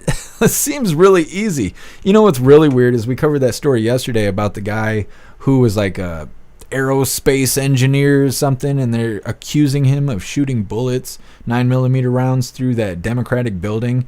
They didn't see him do it. Their evidence from what they stated was that people on his street pointed fingers at him and said it's probably him.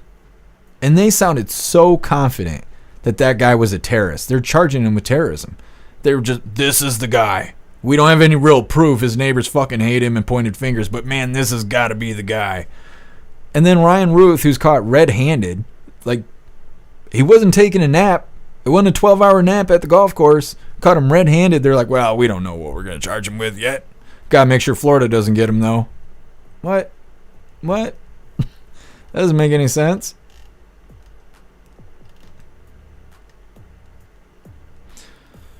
Puff of stuff, yeah, we got that story coming up. Era 16 red flag neighborhood, that's exactly what it sounds like.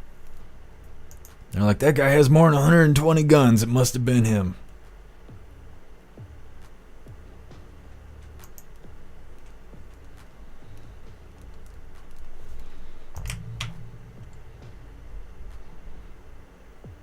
Man, E. Jean Carroll's an ex-crackhead. Are you sure she's ex?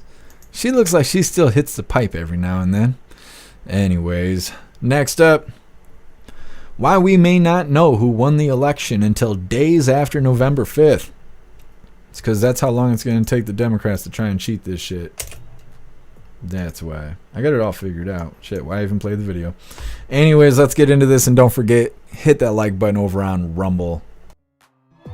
In 2020, media outlets weren't able to declare the winner for 4 days after the election. And this year, we expect it's going to take even longer. Polls are showing that this is likely to be one of the closest elections in U.S. history between Donald Trump and Kamala Harris.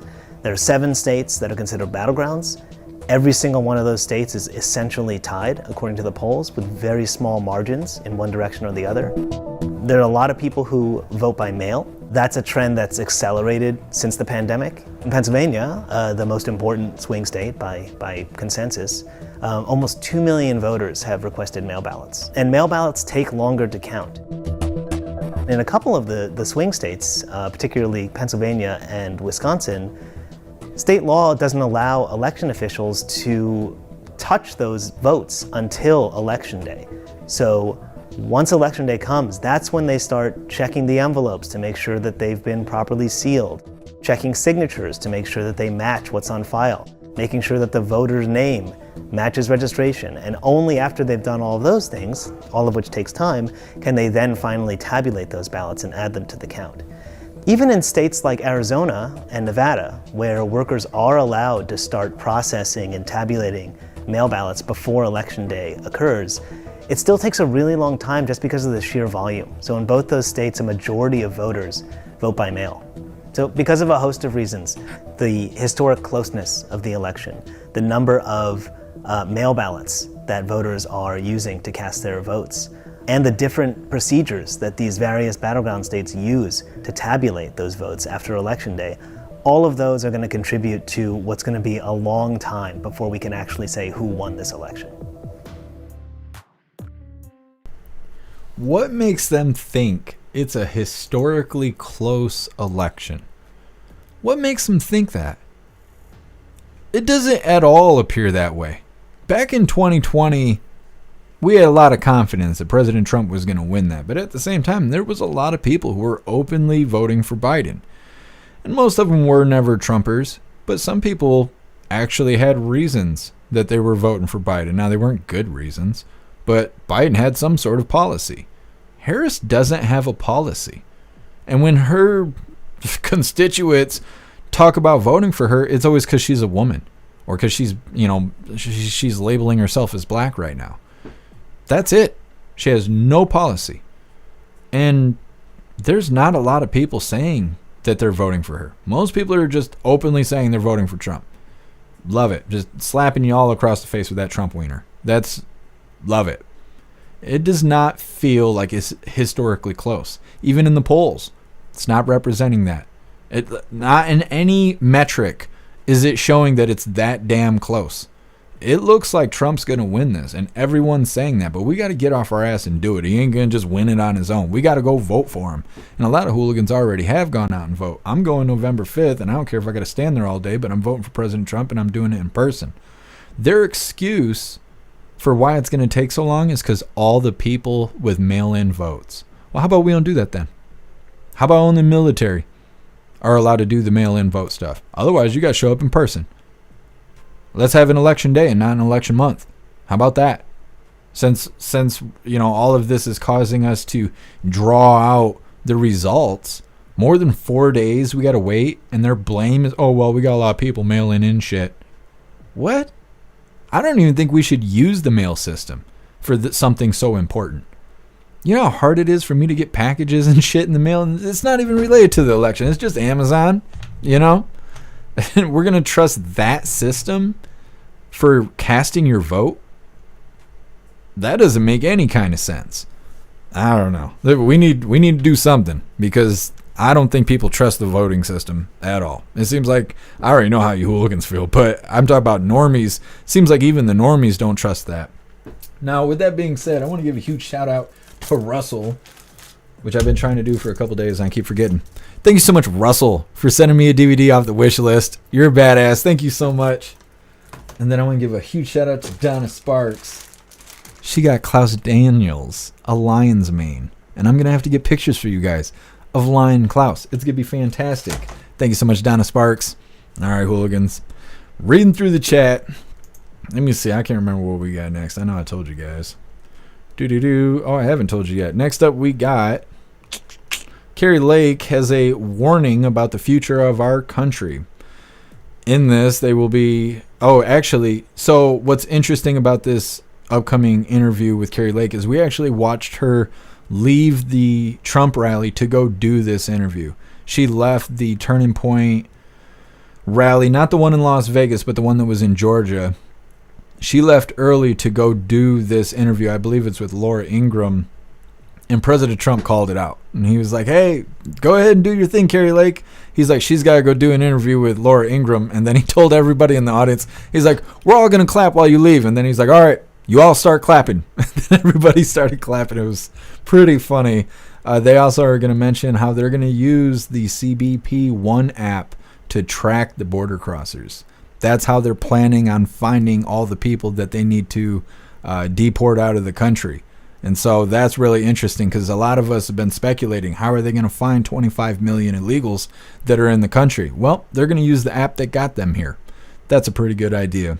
Like I said, Kari Lake's coming up next, but first we're going to read through the chat, see what you hooligans think about them delaying the election because of mail-in voters, and it's going to be a historically close race, they said delusionally. Like, stupid people. Breeze by you, Trump in a fair election would be the obvious winner way before all the polls close. Yeah. I mean, I don't know. I can't believe that people think that Hyena Harris is going to win. How could she? She hasn't done anything that's worthwhile. Nothing. Where's her highlight reel?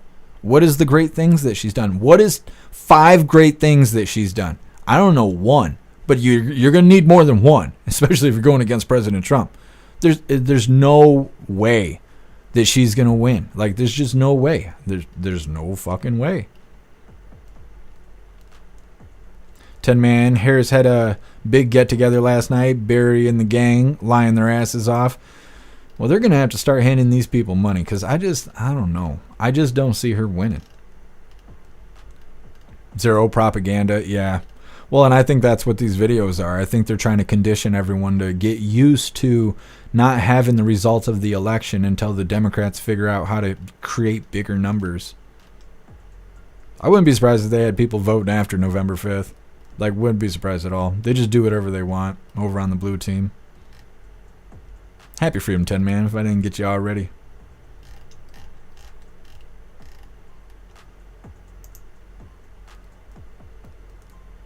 AR-16 Ice Baby. Yeah.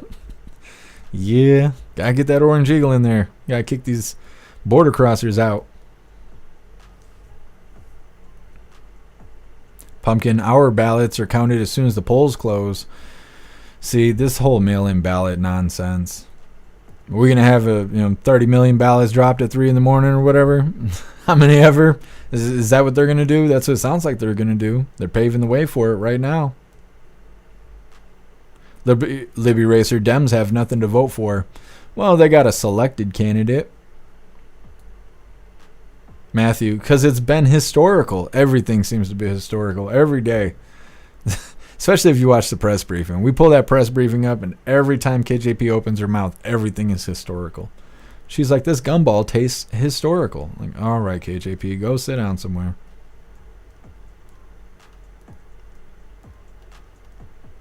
Bobby, fuck excuses. Yeah, and that's what they're doing. They're making excuses. They didn't have a legitimate reason to delay the results. What's up, Deputy Dog? Happy Freedom.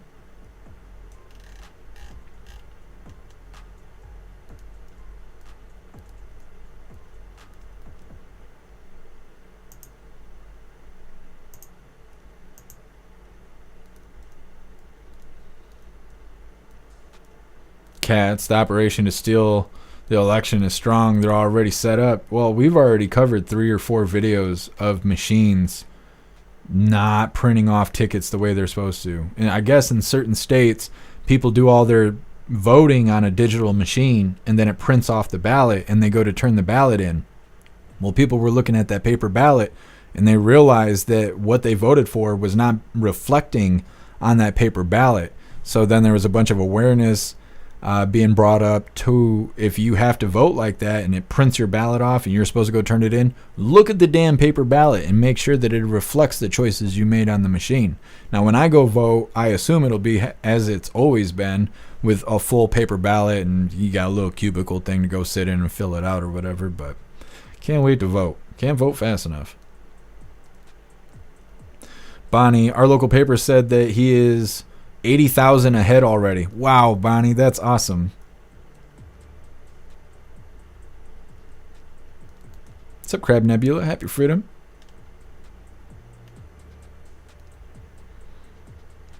Crab Nebula, she polished more polls than a janitor in Arlington. Well, you're not wrong. I wouldn't list that on the resume necessarily, but I guess, one great thing she's done. Crab Nebula, Waterboy is Sandler's best. I love Waterboy. Yep. Rock and Roll Lives, are you going to show the Rogan-Trump interview? Probably not on YouTube if I do show it. But it's not live. And as far as I know, it's not released yet. So we're all kind of just sitting here waiting. And it's supposed to be 2 hours long. So chances are we'll cover highlights of it. I don't know if we're going to actually sit and watch the whole thing, but I don't even know when it's supposed to come out. Somebody in the chat said that Joe Rogan already released an episode today that was not the Trump episode. And President Trump went to Texas to record the episode with Joe Rogan, and that's what caused him to do the presser. He was like, well, if I'm here, I might as well talk to the people. So he just kind of randomly did the little presser thing. But that, I believe that's after the Joe Rogan episode is recorded. So it's already a thing, but it doesn't seem like it's going to be released today. It's weird how they raise a lot of publicity for this kind of stuff, and then they don't tell you when the episode's coming out. There's all week long publicity. He's going to record an episode. It's like, oh, that's great. And now everyone's like, so when's it coming out? Nobody knows. It's so weird. Publicity is such a weird thing. Anyways, let's get into this next one while the batteries are dying in my mouse, or the mouse is dying itself. I'm not sure which is happening. Either way, we're going to get into this next one. Like I said, it's Kari Lake. It's titled, Kari Lake has a warning about the future of our country. And they do a lot of focus on kicking these border crossers out. And they got a plan. Kari Lake's a badass. Let's go ahead and get this rolling. Joining me now, Republican Kari Lake, running for Senate in Arizona against incumbent Ruben Gallego. Kari, it's great to see you. There was a monster rally tonight that you did with Donald Trump in Tempe, and the illegal population in your state is exploding. So how does your opponent, like Harris, defend the party record on this? How do they do it? Well, he just lies. I mean, he comes right out and now he's trying to say he's for the border wall when he called it the dumb, stupid border wall and said he would never, ever, ever build it. And he has voted to have open borders every step of the way. We just came from the border. We were in Yuma 24 hours ago, and they still have this huge area where about 100 people, 75 people a night come in. And the federal government has put up a banner there basically telling him to go to the CB1 app and telling him how to get housing and where to go. It's insane. We're paying for that. The federal government put that app together. But I will tell you this, in January of 25, when President Trump is elected, when I'm elected in the Senate, we're going to use that CBP1 app, and we're going to use it the other way. We're going to find out who came in, and we're going to send them back to their homeland, Laura, because in order to save our homeland, they got to go back to theirs. How is this state so close? And, you know, you're down by some points against Gallego, who's a disaster senator.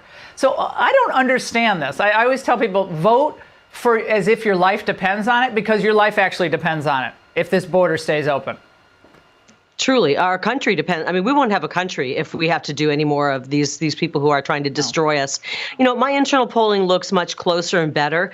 I know what the polling is by talking to the people, and the people are very active right now. They're activated to vote for Trump and me, and they're learning finally a little bit more about Ruben Gallego. The media hasn't covered him well. He spent $100 million doing an extreme makeover, trying to paint himself into a moderate, when he's the most radical left member of Congress that nobody's ever heard of. He's voted with Kamala and Joe 100% of the time. Yeah, that's worked out well for Arizona. By the way, Kari, first of all, I said he was a senator. He's not a senator. He's a candidate. He's a congressman. But Kari, you have a not-so-secret admirer. Watch. You got a person that grew up under sometimes challenging circumstances, who made something of his life running against someone who is physically attractive but believes that politics is a performance art. Well, finds you attractive, Kari. I mean, he's still the same old hound dog, I guess. I guess Bill Clinton never changes, right? Well, look, you know, I'm a middle-aged mom, so anybody who gives me a compliment, I'm flattered. But I'm happily married, Laura, and I'm probably too young for him. And frankly, I don't want to get on Hillary. I don't want to get on Hillary Clinton's bad side. That's a dangerous place to be. But Kari, you think not according to Epstein's Island Arizona is going to vote to save itself because of this onslaught of illegal immigration caused by the Democrat Party? 100%.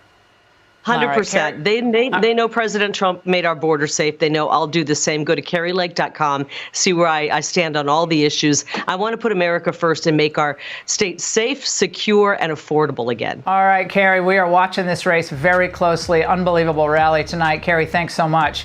Hey, Sean Well, Kari Lake's going to have to get the schwack tattoo because now she's made the hit list.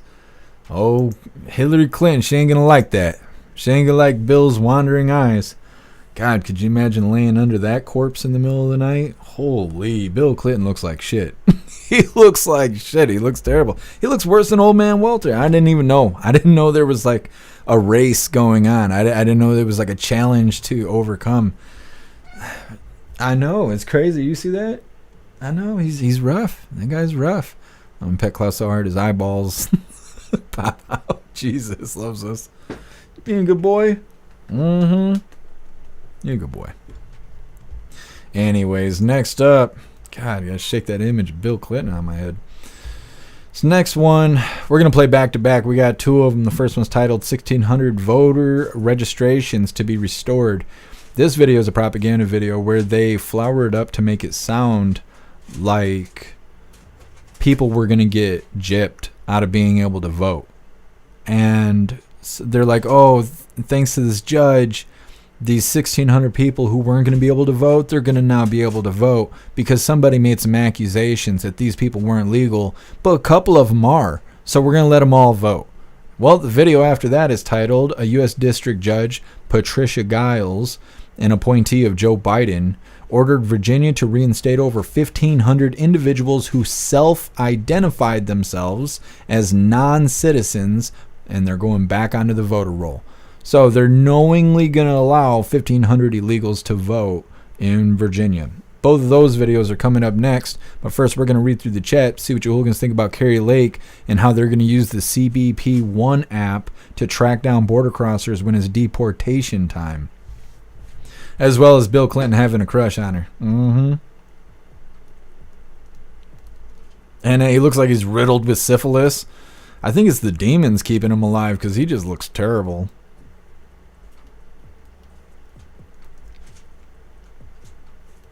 Snooks, I love how Klaus loves his Jeff so much. Well, he doesn't have thumbs.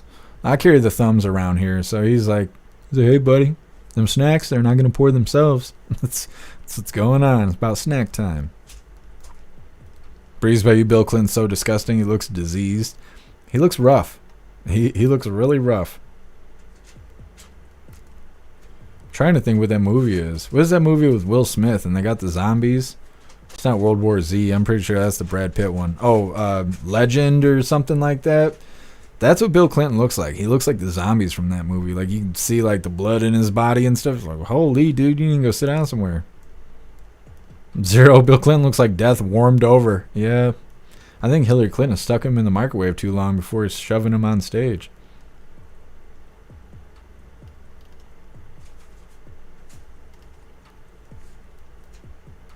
Snooks, the Rogan Trump podcast could be released tomorrow, 10/26, but not positive. I saw someone on Rumble saying it was supposed to come out today in 1 minute. But somebody else, I think on YouTube, was saying that Joe Rogan already put out an episode today, so we're not going to see it today. I Am Legend. Yeah, thank you, Zero. That's what I was talking about. Astro Henry got blocked by Mark Cuban. That's hilarious. Who did I just see? I just saw somebody is also a Harris supporter. Some actor. Will Ferrell, maybe. I think it's Will Ferrell. I think Will Ferrell. I'll have to double check, but it's one of them. I want to say it's one of them from Step Brothers.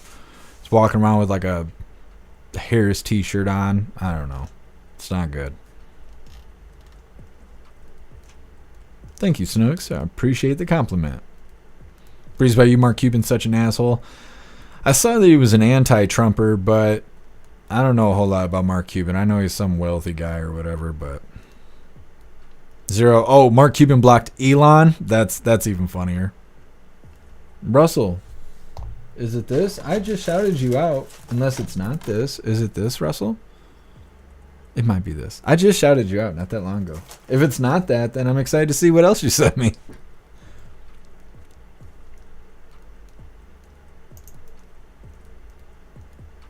Yeah, Bobby, it probably is.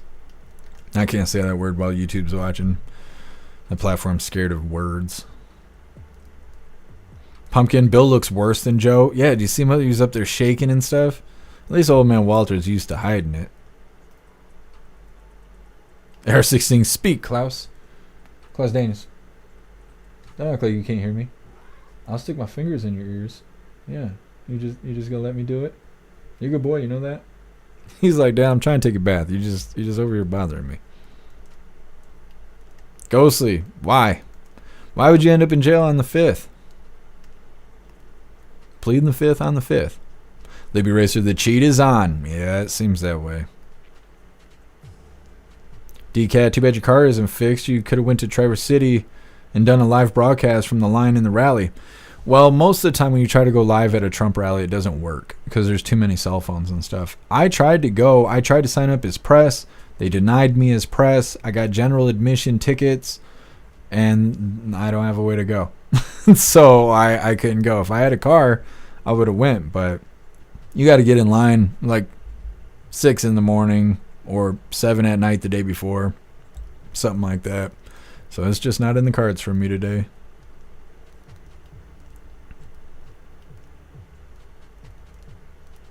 Normal times, Hillary is unstable and dangerous. Yeah, she's a threat to democracy.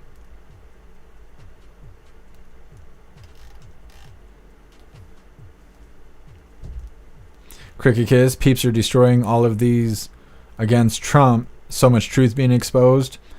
Yeah, what's really crazy is seeing all of Hollywood come out and support Harris. And they think that they're convincing people to vote for Harris, but all it is showing us the Epstein list. That's what it feels like.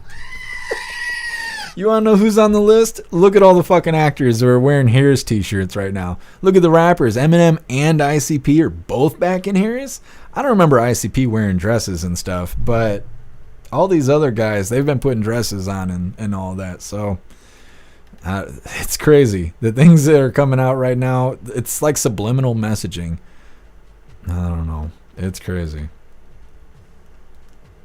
Frosty, it's being recorded today.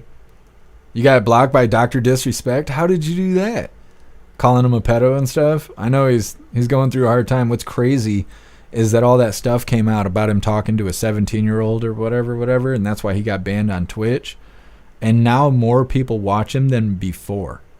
Like before, it was like somewhere between 20,000 and 23,000 people would watch him play the game every day while he was live. Then all this pedophile info came out, and he disappeared for like 10 days, and he came back, and now I haven't seen him stream to less than like 26,000 people since he's been back. And I'm like, damn. Normally being called a pedophile or being exposed as criminal sexual conduct usually hurts you. It doesn't usually create more publicity for you, at least not positive publicity, but you know what they say, all publicity is good publicity. Crab Nebula showing the Epstein list. I mean, for real. It doesn't make any sense. These actors, like one after another. Even Usher was out there. It's just, I don't know. Ben Stiller out there stomping for Harris. The woman from Superstar. I don't even know what the fuck her name is. Just everybody. All these people coming out for Harris. I don't know. They just keep exposing themselves. Like, okay, you kid fucker. Like, shit. What's up, Molly? Happy freedom. Molly, I stand in line for 2 hours to vote for Trump. The line was out to the street by 8 a.m. That's badass. You got to go vote, Molly. I can't wait to go vote. What's up, Dirtbike? Happy freedom to you. Crybaby Kimmel. Yep, he's on the shit list too. What's up, Rhyme Time? Happy freedom to you. Crab Nebula. Bill Crypt Keeper Clinton. Yeah. Yeah, I was thinking about it. I was like, in 20 years, all these people we're bitching about, they won't even be around anymore. It's like the whole room. Everybody in Capitol Hill, like in 20 years, they won't even be around anymore. I think that's so crazy. I wonder what other kind of evil people will be in their seats by then. Snooks, can I go there and babysit Klaus? Klaus will be babysitting you. He's a Klaus Panther. You see that? Cat-like reflexes. Yes. He's so tired of my shit. He's like, will you just leave me alone? Here at the house, I'm the protester. Anyways, moving forward here, like I said, we're going to play these two videos back to back. This is about Virginia allowing 1,600 voters who were taken off the voter registration to be restored. The reason they were taken off is because 1,500 of them, or maybe all of them, that's kind of the confusing part of the story. Most of them, we'll say that. Most of them are self-identified non-citizens. And so they're going to allow non-citizens to vote. That's what it says. That's what it says. It's coming up, but first I got to give you guys a reminder because I'm so terrible at doing that. If you would like to participate in Free Speech Saturday, make sure you post all of your memes over on Discord or on jeffmaclive.com. Just hop in the group chats on either platform. You'll see the tabs labeled memes. Drop what you got and we'll shout you out as we're making Saturdays more fun. Let's get these videos pulled up. This first one is titled 1,600 Voter Registrations to be Restored. Now, this is the propaganda video, and it's ABC News, whatever. So, gives pretty good propaganda from here. They're going to dance around this like this is some great thing to happen for Americans. They're like, oh, they weren't going to let these Americans vote. We raised a stink about it, and now these Americans are going to be able to vote again. Yes, and patting themselves on the back. Again, these are self-proclaimed non-citizens, but they don't say that in this. They say, we saw a couple of them are actually citizens, so we're going to let them all vote. That's where they get near the truth. The whole rest of this is all feelings. It's all in their fifis. Don't forget, hit that like button over on Rumble, and let's get this bullshit rolling. Breaking news at noon. 1,600 Virginia voters will be restored to registration lists across the Commonwealth after a federal judge just ruled a state executive order violates federal law. Executive Order 35, signed by Governor Glenn Youngkin, required daily updates to voting lists within 90 days of this election, a rule a judge said goes against the National Voter Registration Act. Okay, we've been following this case since this lawsuit was first filed. We have Marta Berglund, who's here. Marta, you've been on this case. Tell us the latest with this decision. Well, this is a big ruling today. This morning's ruling follows a 6-hour day yesterday in court. The Department of Justice, the League of Women Voters, and other organizations wanted what's called a preliminary injunction. It's a temporary pause on the law while this case is tried. A judge granted that injunction this morning. That means the 1,600 Virginians removed from voter registration lists across the state must be restored. After the ruling, a prosecutor said each of those voters must be notified individually about this change. We took a look at court records that break down where these 1,600 removed voters are all from. More than 200 people in Hampton Roads were unregistered. With today's rulings, those removals will be reversed. What she said is that the state had not produced evidence that these people were in fact non-citizens, and she highlighted the fact that even though we only got this list of purge voters a couple days ago, we've already started to find citizens, both natural born and naturalized, on these lists. That's the only almost truth in the whole video. Governor's offices both issued statements on the decision. The governor saying in part, let's be clear about what just happened.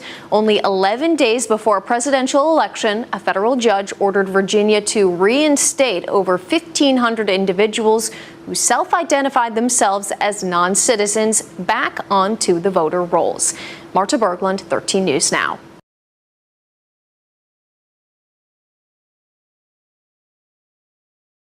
You can't even hear me. There we go. They spend that whole video saying that it's all bullshit, that these are really mean people that took Americans off the voter registration. And then they play the guy who's actually at the courthouse or wherever he was at. And he's like, well, there's accusations that there's non-citizens trying to vote, but we found a couple that are actually natural-born citizens, and so we're going to let them all vote. And you're like, wait a minute. I didn't know this had anything to do with non-citizens. I thought this was about Americans not being able to vote. And then they get past that part and they're like, anyways, we're really helping these people out and it's really great. And then right at the very end, they're like, yeah, they're non-citizens. They're self-proclaimed that way, but they can vote now. And then they just end the video. And it's like, what? You're going to let non-citizens vote? Is that what you said? And so just to make things clear, I went and grabbed the second video here. Let me get this pulled up really, really quick. What's up, Status Quo? Happy freedom to you. All right, now it's a little blurry, but it's from Fox News. This one is titled, A U.S. District Judge, Patricia Giles, an appointee of Joe Biden, ordered Virginia to reinstate over 1,500 individuals who self-identified themselves. I don't know why it's kind of redundant, but either way, self-identified themselves as non-citizens back onto the voter roll. Back on the voter rolls. And what's even more astounding is the vast majority of these folks had presented immigration documents confirming that they were non-citizens, and we recently had that verified by federal authorities. So here we are with a judge saying, put people back on the voter rolls who you know are non-citizens. And this is under a law in Virginia that's been in effect since 2006. It has been applied by Republican and Democrat governors alike into this 90-day period.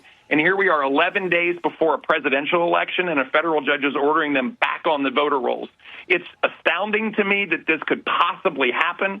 I mean, listen, common sense says non-citizens aren't on the voter rolls, but the Constitution and the law say it as well. And that's why we are immediately petitioning the Fourth Circuit for an emergency stay here on this injunction. And we will immediately go to the U.S. Supreme Court if necessary. Look, we are not going to sit by and let this happen. I'm reading, Governor, that the executive order requiring the removal of them came on August 7th. Which was 90 days before Election Day. So clearly you had begun this process far ahead of when the DOJ.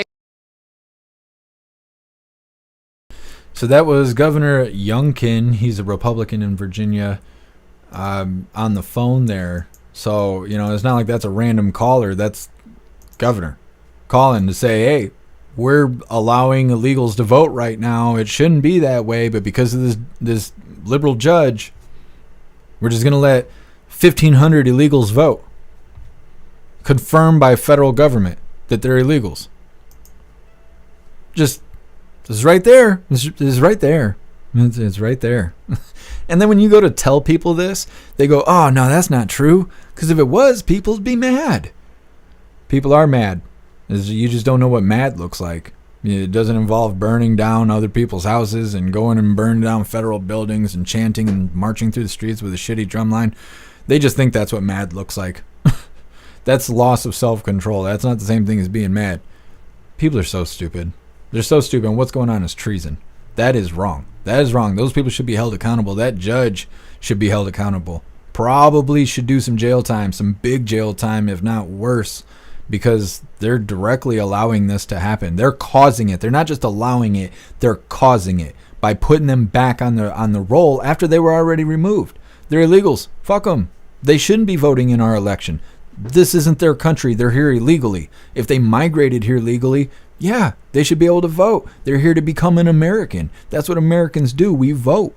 But being here illegally, nah, buddy, you're just a visitor. And your time's expiring. We got to get this orange eagle in here. Get these assholes their bus tickets up out of here.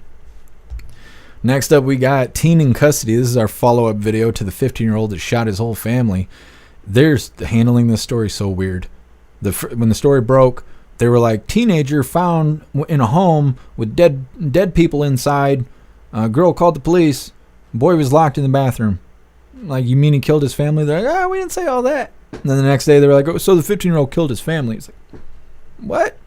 And then now they're saying that he was trying to frame his little brother and stuff. It is a messed up story. What a mess of an event that happened.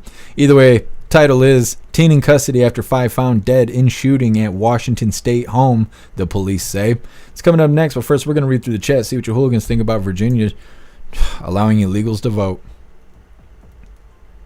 10-man, well, there you go. The cheating has started. Yep. Well, this is the second form of cheating that we've seen, but it's couldn't be more legit. The judge is saying it has to happen. I don't know. And that this is a betrayal on levels that no one has ever seen. Absolutely.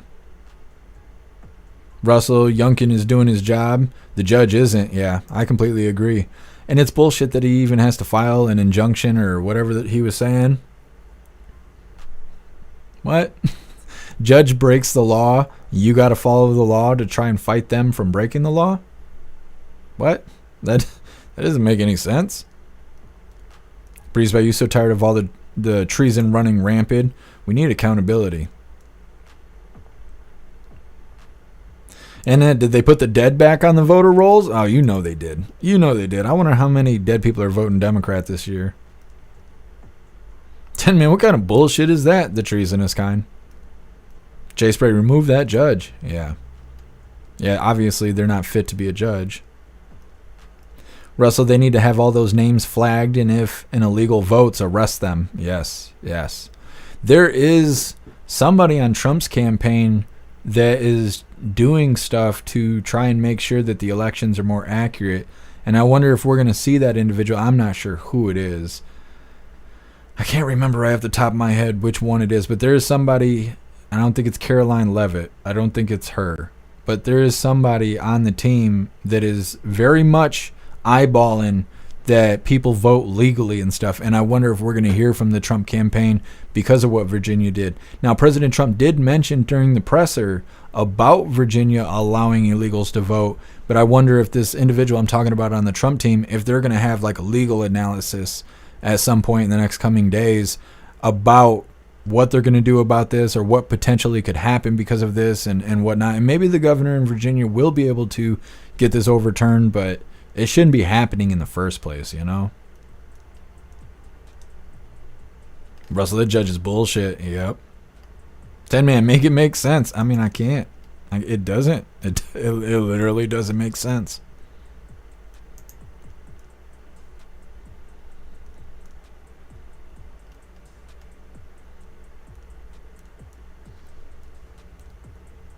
Bobby, a lot of people are getting shot here. Somebody got shot at my neighbor's apartment 2 days ago. Holy, Bobby, You better be strapped. Better be safe out there. What's up, SOS? Happy freedom to you. Normal times, I'm tired of living in a Democrat banana republic. Yeah, me too. That's why we got to vote the Orange Eagle in. We got to vote it in because it matters. And if for some reason that doesn't work out, well, we'll be having different conversations. Cricket Kiss, in the last days, our Constitution will dangle by a thread, and God loves surprises. God's creation makes God smile. Absolutely, Cricket Kiss. Ghostly, I'm pissed. Yeah, well, you should be. Everyone should be pissed.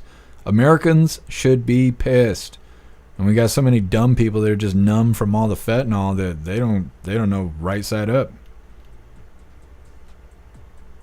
Normal times, our state recently passed a voter ID law. The Democrats are not happy. Yeah, we need voter ID, but we also need voting transparency, where we can see everybody who voted, who they voted for, count all those votes together, and equal the same exact number that they show us on the TV at the end of the election. And there's no reason for that not to happen. Everybody always wants to bring up, what about being targeted and stuff? We have laws for that. Those are hate crimes. People cannot come and kill you or hurt you or your family because of who you voted for. And I mean, yeah, physically they could break the law and come do it. Well, you better get enthusiastic about your Second Amendment, you know. Like I said, we got laws on the shit. Stay safe. Somebody wants to break a law. Well, you might have some opportunities at hand, and whatever's whatever. But at least we would have voter transparency, you know, and we need it. Voter ID is not enough. They're allowing the illegals to get voter ID. So we need ID, but we also need transparency. Era 16, Kamala speaks in Venn diagrams. Yeah, she loves those. Well, she comes from a middle-class family. Pumpkin, they need to appeal that. Yeah, hopefully it goes through.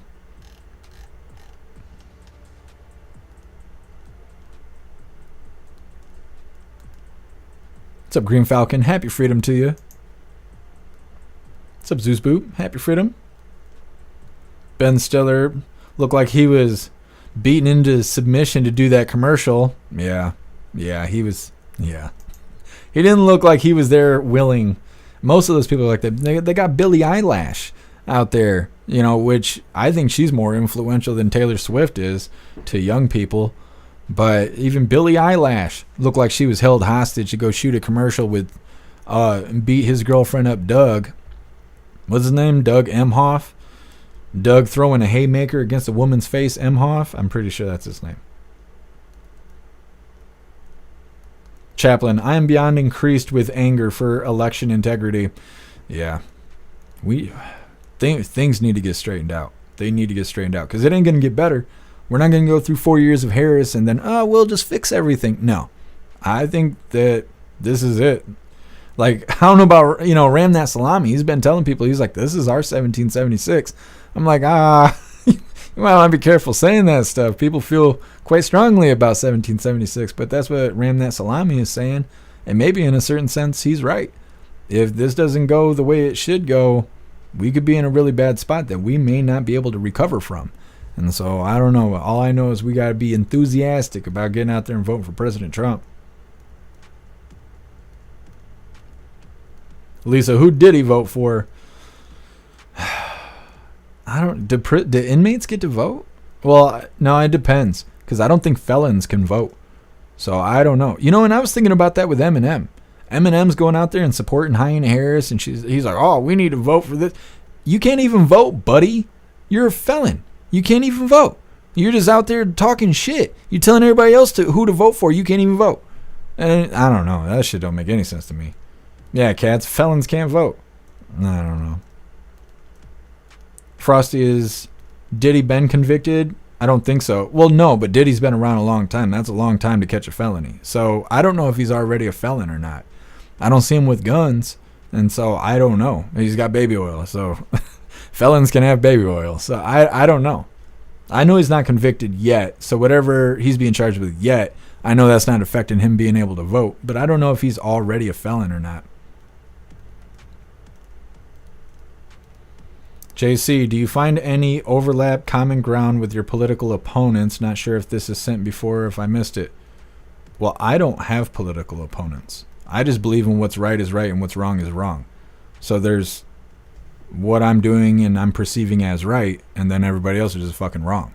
And I can explain to them why they're wrong, but most people who are wrong, they don't want to hear that they're wrong. So I just do this every day, and whatever happens, happens. If I'm wrong, the hooligans will tell me and inform me why, and I will adjust my opinion and my thoughts as I do. I'm wrong sometimes. That happens.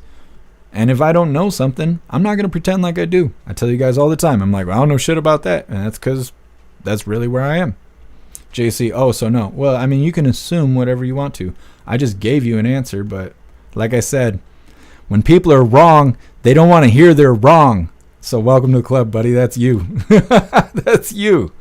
God, it's crazy just to watch people. It's like a little ant farm. You're going to take a left here. They take a left, and they're like, no, I'm not.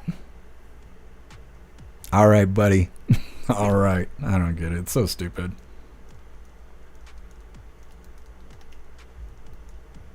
Yeah, status quo. Well, I know a lot of people want to have that conversation about what happens if the election has irregularities, but I don't want to go and talk about that nonsense unless we're facing it, because it's one of those kind of conversations that's like, what would you do if you hit the lottery?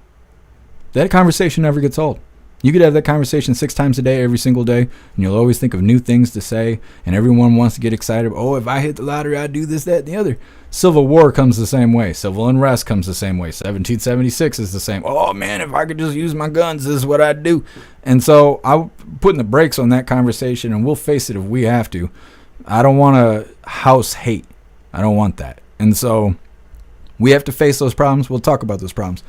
But until then, we should just be worrying about voting for President Trump, encouraging everyone that is undecided, hey, these are the reasons why Trump, I believe, is the right choice. They'll say, but Harris has a hoo-ha. That doesn't matter when we make decisions around here, okay? Having a hoo-ha doesn't change things. And, that's it. We should just focus on that stuff. We get beyond November 5th. 2 weeks later, when they come up with, the election results, then we'll have those conversations. Skulls, what does Klaus have to say? Klaus lives matter. Yeah, he does. Well, he already said it's Trump 2024. He's been saying that all year. He's got more rights to vote than the illegals do. You let Virginia know. Russell, if I hit the lottery, cocaine and hookers might be a thing. Are you allowed to say that with the Hatch Act? No, I'm just kidding. I'm just kidding. All right, hooligans, we're going to get into this next one. But before we do, I got to give you a reminder because I screwed all my schedule up with the reminders. Like I said, this next one is a follow-up video. It's titled Teen in Custody After 5 Found Dead in Shooting at Washington State Home, the police say. Now, before we get into this, I want to remind you guys really quick. If you would like to join the membership program over on Rumble, all you have to do is click that big red subscribe button right below where you type in the chat. Now, if you're on Android and using that Rumble app, you're unable to see that big red subscribe button. So you got to go to rumble.com, come to the live, hop in the chat. And like I said, right below where you type in the chat, you will see that big red subscribe button. Click that button and jump through the hoops, and your name will be highlighted as an official Rumble hooligan. You'll have access to our custom emojis. We have chapstick emojis, scream and goat emojis, Klaus Daniels emojis, President Trump emojis, and more. It's a lot of fun during the live, especially during a Trump live like we have coming up at 7:30 tonight. So definitely go join the membership program over on Rumble. We get into this follow-up video about this 15-year-old that killed his family and even tried to frame his little brother for it. The details are continuing to come out, and I think that's just because they're so vague with how they're delivering the story itself. Let's get this rolling. Don't forget, hit that like button over on Rumble. 4 days after a 15-year-old boy allegedly killed 5 of his family members inside their home, court documents reveal a harrowing aftermath. Police say the suspect called 911 out of breath and claimed that it was his 13-year-old brother, Benjamin Humiston, who had, quote, just shot my whole family and committed suicide too. The RP's not saying that the brother had shot at all the other family members. But as that was happening, a second 911 call was coming in, one from a neighbor. The sister who went to the neighbor's house is now saying that our caller is the one who was the shooter and was alive when she left the house.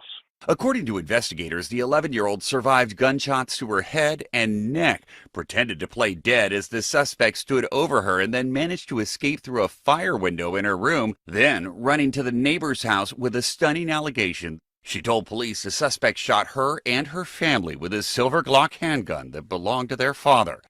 Authorities now say the 15-year-old staged the scene before police arrived so others would believe his younger brother Benjamin committed the murders and killed himself. Has created a shadow over our town. The murders have shocked the community, including Rhea Robertson, 9-year-old Joshua Humiston's soccer coach. You're always smiling. All of the kids were always smiling.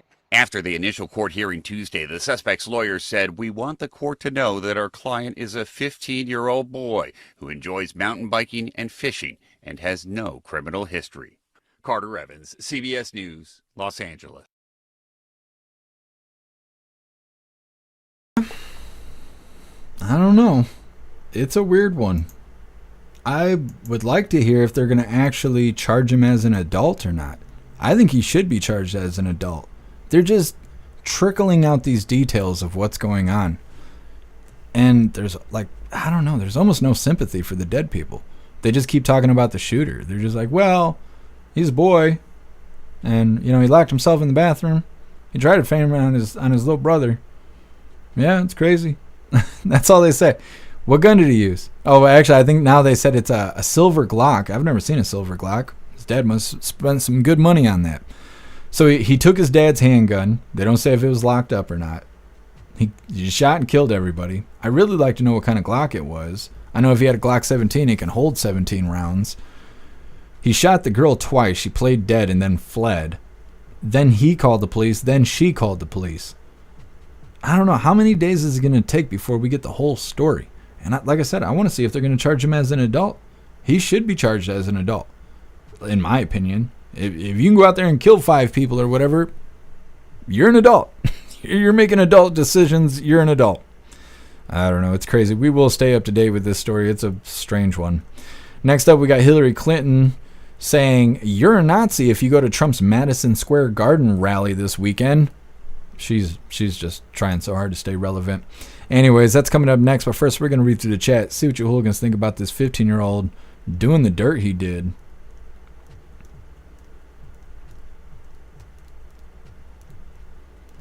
Russell, he should be tried as an adult. Yeah, I agree. I don't know how he could kill 5 people and you're like, well, let's send him to juvenile. No, he sounds like a little psychopath. Nothing happened. There's no wrongdoing, no evidence of him committing crimes. The family was always seen smiling and happy. They were homeschooled. They were always outside playing. And then one day he just murders his whole family and tries to pin it on his little brother and turn it into a murder-suicide because his brother was already dead and he was trying to frame it to make it look like it was him and he was the only survivor. That kid's a psychopath. He's got something broken in his brain. It's that's not depression. Like, he's got something else going on. There's no reason to charge him as a juvenile. He's out there committing big boy crimes. I mean, he's almost a damn mass. He is, isn't he? Isn't he a mass murderer at this point? That sounds like an adult crime to me. Breeze by you, just because kids are smiling doesn't mean nothing bad is going on. This story is so strange. Yeah. Yep. Snooks, you think he should be tried as an adult? Astro Hammer gun laws are probably different in Tennessee than they are in Michigan. Yeah, and they just screwed with our gun laws. Now, if you have children in the house, you have to have your guns locked up. We got red flag laws now. And I think when you do private transactions, it still needs to have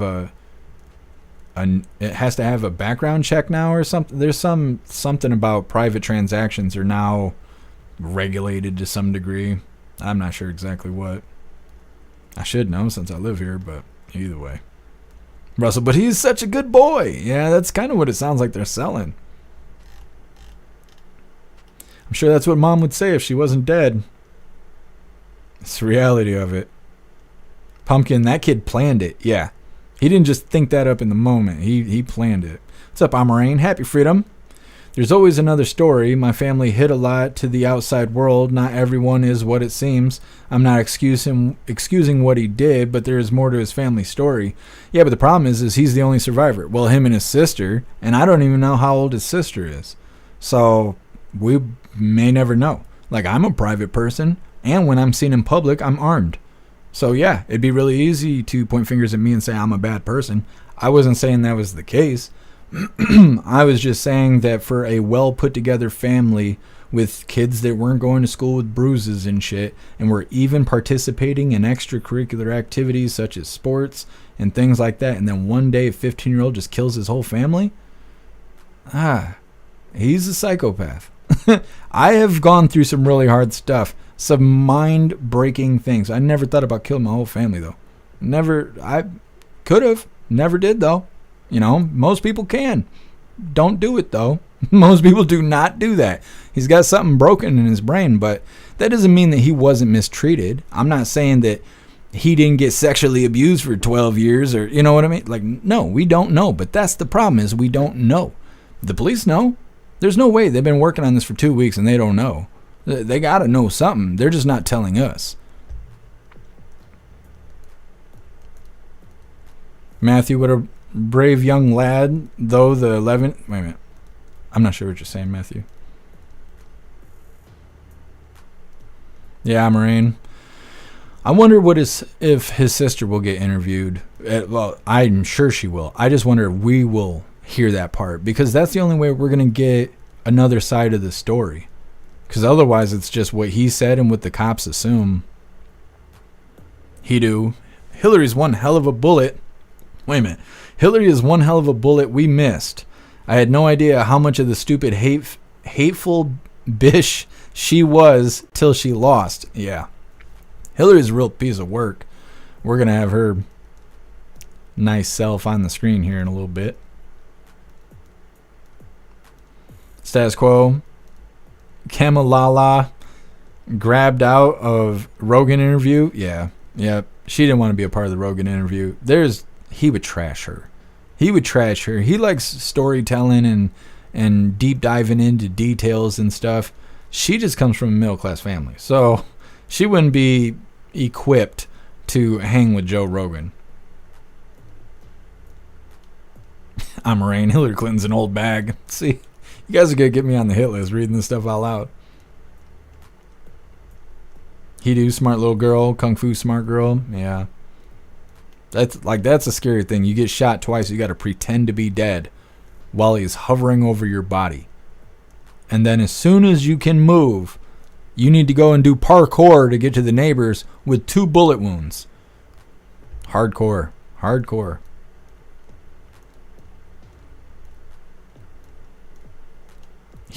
don't know who the Mendez brothers are, but I see that they're eligible for parole now. I don't know what they went to prison for, but now they have possibility of getting out. What's up, Kicks? Happy freedom.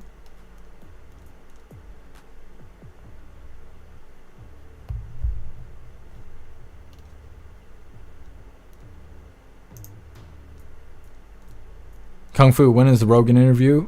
I don't know. Everybody's speculating different things. Matthew, the girl was an 11-year-old. I see. So, I mean, she's old enough to give her opinion of what happened and also describe what happened in the house, you know, behind closed doors when nobody's around and stuff.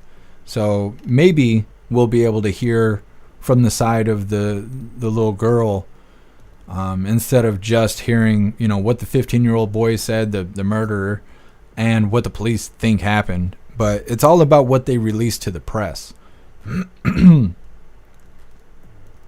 Lisa, the Mendez brothers, or whatever they are, the 2 guys that are eligible for parole, they're psychopaths also. See, I don't know what they did. Frosty, they killed their parents who sexually abused them. Oh. Well, I mean, I don't know what to say about that. If somebody did that to me, I'd probably smoke them too. I'd eat their flesh and shit their bones out. But that's just me. It's a buck. Happy freedom. Buck, homeschooling's an indicator for weirdness. Yeah, usually people who are homeschooled are socially awkward, but I don't think most of them kill their whole family, though. I don't have the statistics in front of me. I'm just assuming here. Frosty, how does he have a lawyer already? It's probably court appointed. Chaplain, I agree. This 15-year-old used this gun. Yes, he should be tried as an adult. Yeah, I think I just don't see it being real justice if they tried him as a juvenile. He's going to go sit in a juvenile home for 2 years, 3 years, and then release him into the public, his family's dead forever. So I don't know. I just think that he should be charged as an adult.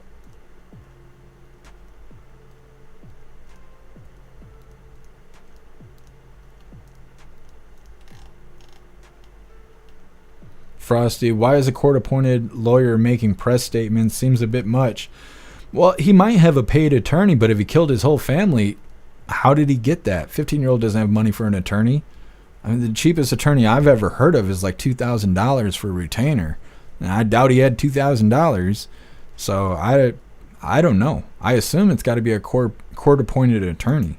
The only reason a court-appointed attorney would be in front of press like that is because they're trying to make a name for themselves.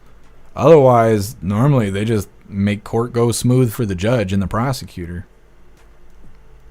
Chris, you think he should be put down? Yeah, he might be in a position to receive capital punishment, but I don't think Tennessee has that. Maybe they do. I haven't heard of that even being suggested, though.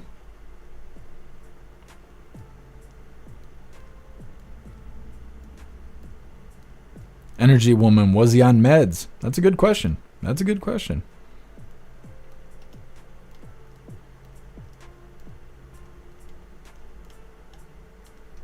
Jay Mitchell, or is it Michelle?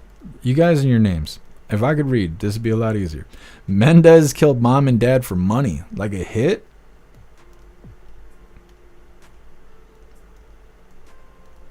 What's up, Extra Bill? Happy Freedom. What's up, Leanne?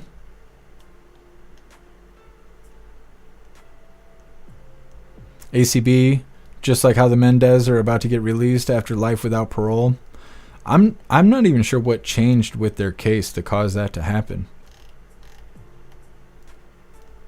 Chris, he's not fit for society. So what? We pay for the house and feed him indefinitely? Yeah, Chris, that's a good point. Snooks, the kid's attorney, in my opinion, is just trying to make a name for himself and also make his client look innocent ahead of the trial. Well, it's their job to make their client look innocent. But yeah, for him to do pressers and stuff like that, I assume it's because he's trying to get his face out there and make a name for himself a little bit. Hey, thank you for being here, Astro Hammer. Be safe out there. 10 man, that was 30 years ago. The Mendez brothers have served 30 years? Weird. See, I'm going to end up having to look up their story and stuff because I don't know anything about them. I just keep seeing them pop up in the news, but it's not really relevant to the election and things like that. So that's why I haven't added it to the schedule. Anyways, we're going to get into this next video. It's a short one. We might play these next two back to back. They're not exactly breaking news, but they are what's going on. This next one is Hillary says you're a Nazi if you go to Trump's Madison Square Garden rally this weekend. And then the next video, which will be the last little bit of our news before we get into our funny videos of the day. The last news video is Mel Gibson just said Kamala has the IQ of a fence post. Like I said, we might play these back to back. We'll see. But let's get into this first one. Hillary Frogface Clinton doing the thing here. She looks like she had some Ozempic. You'll see in a second. All right, hooligans. Let's get this rolling. Don't forget, hit that like button over on Rumble. And one other thing that you'll see next week, Caitlin, is Trump actually reenacting the Madison Square Garden rally in 1939. I write about this in my book. President Franklin Roosevelt was appalled that neo-Nazis, fascists in America were lining up to essentially pledge their support for the kind of government that they were seeing in Germany. So I don't think we can ignore it. Now, and one other thing. She's looking a little thin. Last time we seen her, she looked like Jabba the Hutt. You think it's Ozempic? I don't know. Her eyeballs look like that one Rick and Morty episode where they're like scrolling through the whatever the TV service that Rick set up, and they stop and there's like a soap opera and their mouths are where their eyes are. That's what her eyes look like. It's just not good. She's looking like a nightmare over there. Anyways, we're going to hop right into this next video because that one was so short. This one's titled Mel Gibson just said that Kamala has the IQ of a fence post. What's really interesting is I don't know a lot about Mel Gibson, but you can't see him without somebody attaching a tag saying he's a racist and he's whatever the word is, it means you don't like Jewish people. People say that that's him, but either way, this is him talking about Hyena Harris being a dumbass. The president is being voted on in days. What's your thoughts? Oh man, that's a big question. Or Trump? I don't think it's going to surprise anyone who I vote for. Well, so I mean, I'm gonna guess. We go in. Yeah. I'm gonna guess Trump. Is that a bad guess? I think it's a pretty good guess. Well, what do you think the world will be like in a second term with President Trump's second term? A lot of people I know what it'll be like if we let her in. Yeah. Oh, really? And that ain't good. Yeah. Well, miserable track record, appalling track record, no policies to speak of. Yeah. And the border, right? And she's got the IQ of a fence post. The president is. Yeah, he smoked her. He smoked her all right. Anyways, like I said, that's the last little bit of the news we have for you hooligans today. We got 2 funny videos coming up next. And at 7:30 Eastern time, we will be covering President Trump. It's a little less than 3 hours from right now. President Trump's going to be in Traverse City, Michigan. Not too far from where I am. It's going to be a MAGA rally, and it's going to be a good time. We're going to read through the chat really quick before we get into these funny videos of the day. See what you hooligans think about Mel Gibson calling Hyena Harris an idiot, and Hillary Clinton saying, "You're a Nazi if you go see President Trump at Madison Square Garden." Snook, he's still hot looking and likes Trump. That's how you get on a list right there. For some reason, the elites, they don't like Mel Gibson. Russell, he just gained some respect from me. See, I don't have an opinion about Mel Gibson. I know he's an old actor or whatever, but I don't know what he did to cause those labels to be attached to him. That he's anti-Jewish people and he's a racist.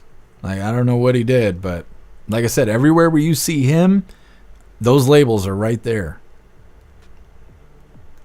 Breeze by You, he does not bow down to the Hollyweird elite. They hate him, so they try to smear him every chance they can. Is that what it is? I mean, that makes sense. You see how they talk about President Trump. Zero, definitely. Yes.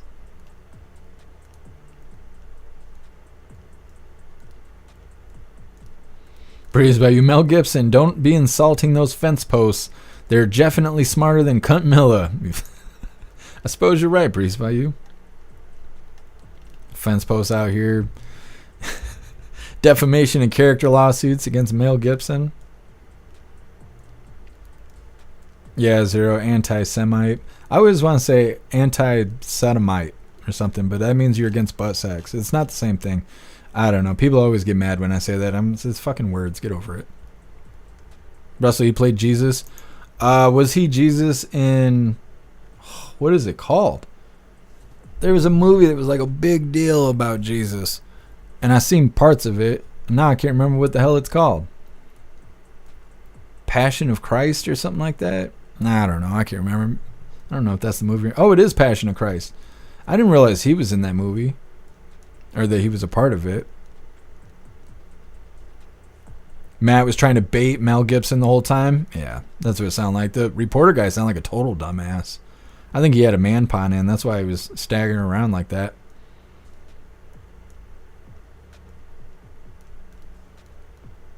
Sam, he made the movie, the Passion of Christ. See, I've only seen parts of it when it first came out. When it first came out, it was a big deal. Now I never hear about that movie.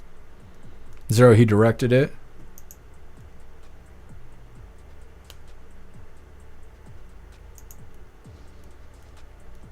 Normal Times, you better listen to The Road Warrior. What is that? Trop. Watch any Mel movie. You'll love it. Whatever it is. I will look into it, Trop. Thank you for letting me know. What's up, J-Dog? Happy freedom to you. Bobby, he directed the movie. Didn't he direct some pedophile movie too or something that was going to come out? Where he was like exposing pedophiles or something. Amarain, Jim Caviezel was Jesus in the Passion of the Christ. So he was the director. Oh, Ghostly, he was the director and the producer. I see.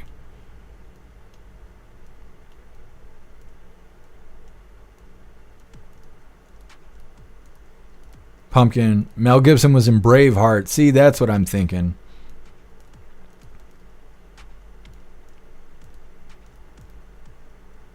$5D. Yeah, I don't know how all that stuff goes. I don't know why people have the way they feel about Jewish people. I don't know. People are people. I don't think anything about them. People are just people. Bobby, because he told the truth. Well, that's usually what pisses off the elite. Ghostly, they hate him for praising Jesus. Well, you see Hyena Harris. The guy said, like, Christ is king or something, and Harris is like, oh, you're at the wrong rally. I'm like, oh, I didn't know this was a Satan worship ceremony. Well, yeah, you see the bitch on stage. I'm just saying.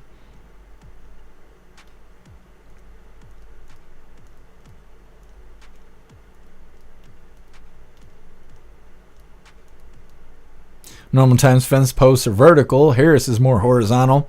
Yeah, most of the time.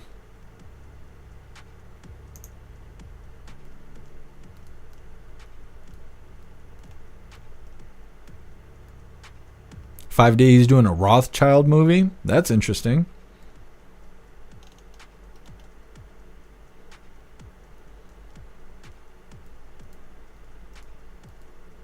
What's up, Courtly? Happy freedom. What's up, Too Old to Care?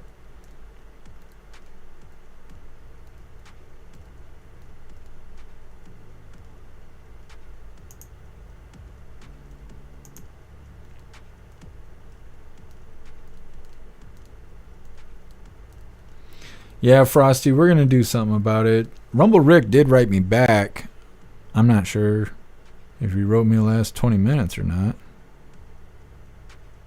No, he hasn't. But I told him everything was blurry over on Rumble and all of that stuff, and that everyone's getting real tired of that.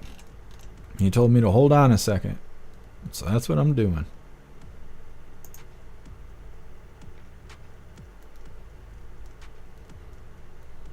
Chris, go live in Long Island for a bit, and you'll get a different opinion. I don't even know what that means.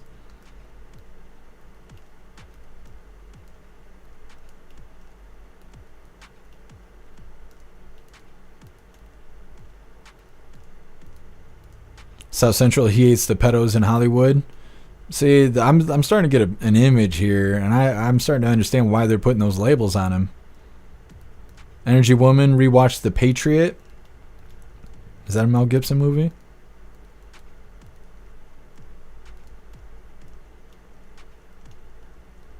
What is your name? Zyklon? Either way, happy freedom to you.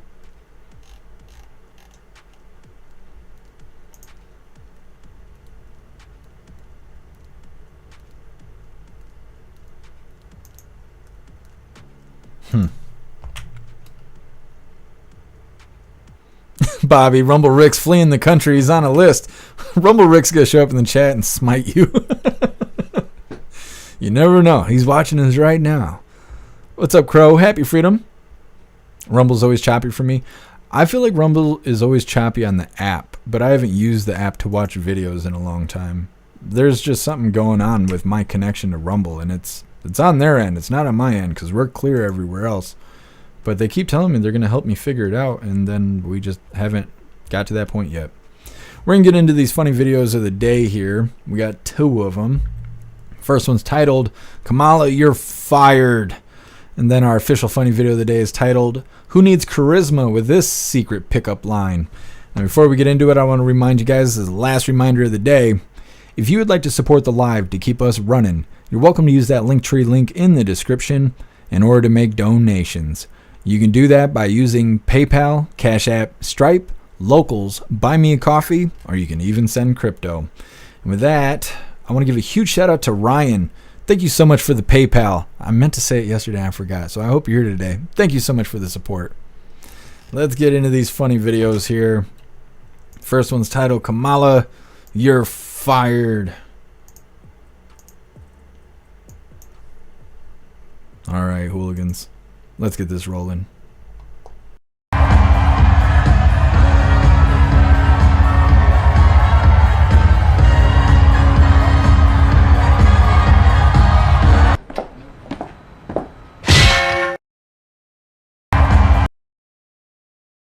Holy, he had that heat seeker right there.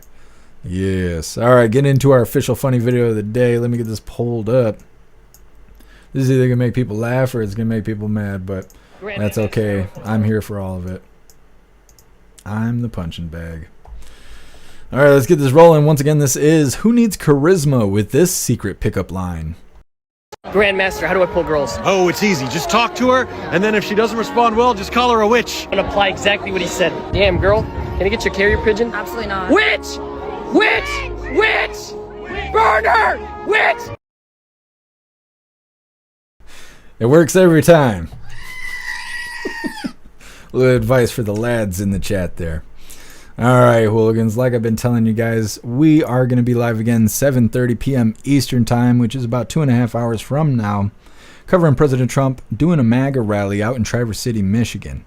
If I don't see you guys tonight for the MAGA rally, I will see you tomorrow, 1 p.m. Eastern time. Oh, actually, we have the voice chat coming up now that I'm looking at it. 6 p.m. Eastern time, which is in about an hour. We're going to be doing the voice chat over on the website, so make sure that you have a membership. That way you can join us for the voice chat. Then at 7:30 p.m., we will be covering President Trump, like I said, out here in Traverse City, Michigan. But if I don't see you guys tonight, I will see you tomorrow for Free Speech Saturday's Coffee with Hooligans. On Free Speech Saturday, we don't go live on YouTube, so if you're watching on YouTube, you better get used to using that Linktree link and go and checking out some free speech platforms, because YouTube ain't one of them. Trying to think what else. I think that's everything. So I'm going to drop this Linktree link to all of you guys if you can go find it in the description really quick. And then, of course, we are going to read through the chats, and then we will be doing the Pledge of Allegiance and wrapping things up. What's up, Calax? Happy Freedom. Calax, I don't know what commercial you're watching. We're not going to have commercials pretty soon because we're going to have our own live stream player over on the website because Rumble's dropping the ball, but that's okay. There we go. All right, hooligans, there is the Linktree link where all of my links are listed. So if you'd like to make donations, join membership programs, or purchase any merch, would really appreciate it. All of your guys' contributions keep us running every day except for Sunday. So got to have a day to recharge those batteries. Definitely go join Discord. Like I said, Discord is our free hooligan community. It's the best way to be notified every time we go live. The hooligans are there keeping the conversation going 24/7. We have 2 news boards to keep you up to date with everything going on around the world. So definitely go join Discord. If you're feeling real saucy, go join jeffmaclive.com.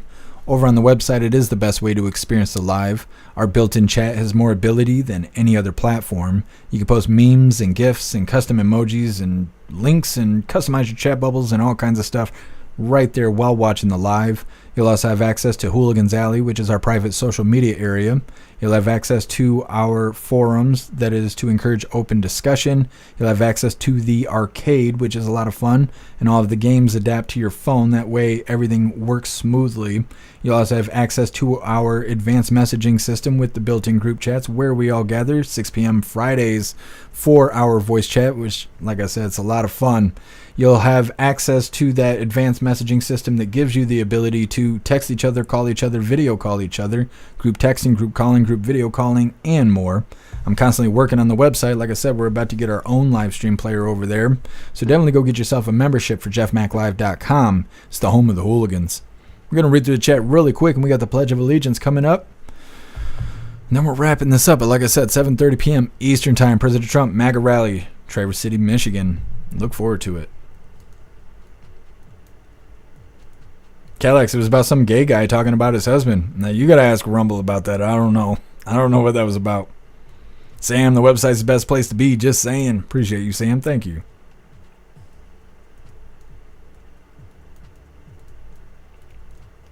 Russell, you cracked me up. Thank you, Breeze by You. Appreciate you being here. Russell, nice shoes. Want to fuck? Does that work? Does that work?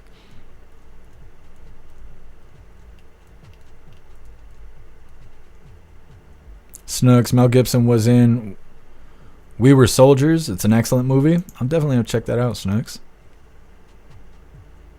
Zero, he was telling on the pedos for decades. See, now I understand why they don't like him. I remember South Park was like portraying him as a crazy person, but I never really knew why.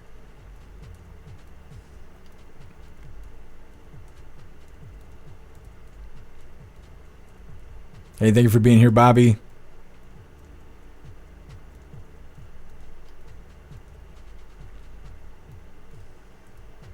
Told Kara, I wonder if Rumble problems are due to the browsers we use. No, it's not that. It seems like the app is choppy, like every 10 seconds it'll stutter. But the reason we're blurry has something to do with the connection between me and Rumble. But it's not on my end. Otherwise, YouTube, Twitch, Kick, and Twitter would all be blurry, and they're not. And so it's something going on with Rumble. What's up, Black White Bull? Happy Freedom. 5D, dude, you must watch The Patriot. I will definitely check it out. I wonder if they got it on Tubi TV. Tubi's had some pretty good movies on there. Like I said, I watched They Live like 3 times on that. And if you watch Tubi with the Brave browser, you don't have commercials. Same thing with SouthPark.com. You can watch most of the, you can watch all the free episodes. No commercials. Just use the Brave browser. Yeah, Cricket Kiss, I suck. You know what? This is what we'll do. This is what we do. Because you guys always tell me all these movies I need to watch and this, that, and the other, but I don't ever have a way to watch them. So what we're going to do is we're going to look up on Amazon The Patriot DVD. Let me see. We got the special edition here for $6. Actually, you know what? We got a whole pack right here. Mel Gibson double feature, The Patriot and Braveheart special edition, double pack, $23. I'm adding it to the wish list. You guys want me to watch this stuff? You know the thing to do. There it is. It is now on the wish list. If you have other movies you want me to watch, let me know so I can add them onto the wish list. And then you guys can make sure that I watch all the good movies I'm supposed to be watching. Yeah, Sam. I don't know. That's like my favorite movie right now is They Live. I'm gonna watch it later today. I'm all about that.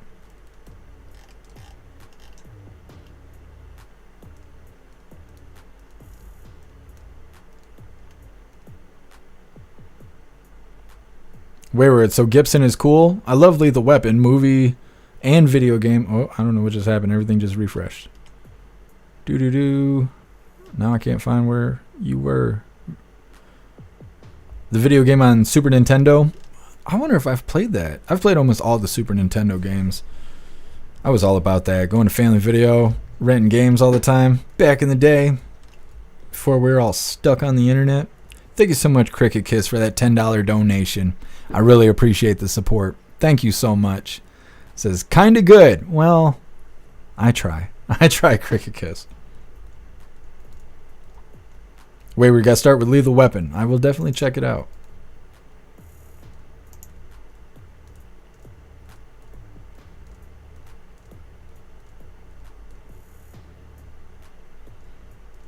Frosty, will there be another live if the podcast drops today?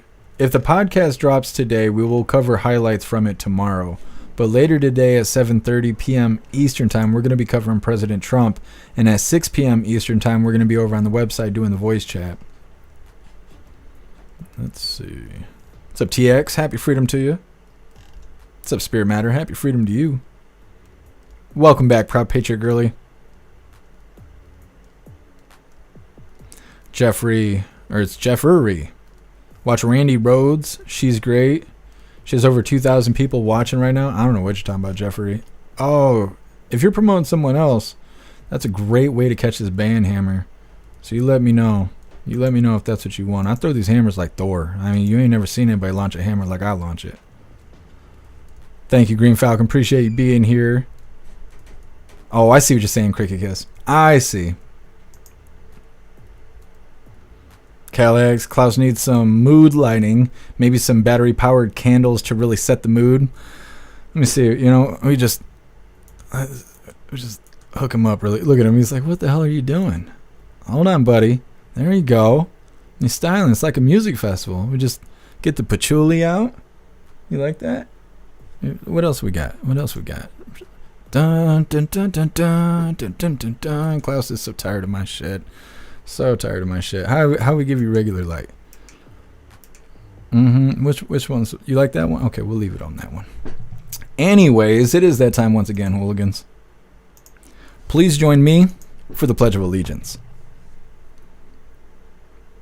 I pledge allegiance to the flag of the United States of America and to the republic for which it stands, one nation, under God, indivisible, with liberty and justice for all. All right, did the thing. All right, hooligans, we're going to read through the chat one last time just to make sure no hooligans are left behind. But like I said, we'll be live again tonight, 7:30 p.m. Eastern Time with President Trump MAGA Rally in Traverse City. If you go get yourself a membership over on jeffmaclive.com, you'll be able to join us in a little less than an hour for our voice chat, and we'll run it all the way until it's time for the Trump rally. If I don't see you tonight, I will see you tomorrow, 1 p.m. Eastern Time for Coffee with Hooligans. And like I said, tomorrow's Free Speech Saturday, so we will not be live on YouTube. So if you watch on YouTube, well, you're going to have to use that Linktree link and get used to being on other platforms. All right, hooligans, reading through and we're wrapping her up. Thank you, Breeze by You. Appreciate you being here. 10 man, give Klaus some catnip. He'll be all happy. Yeah, I will. I will. He needs some snacks and stuff too.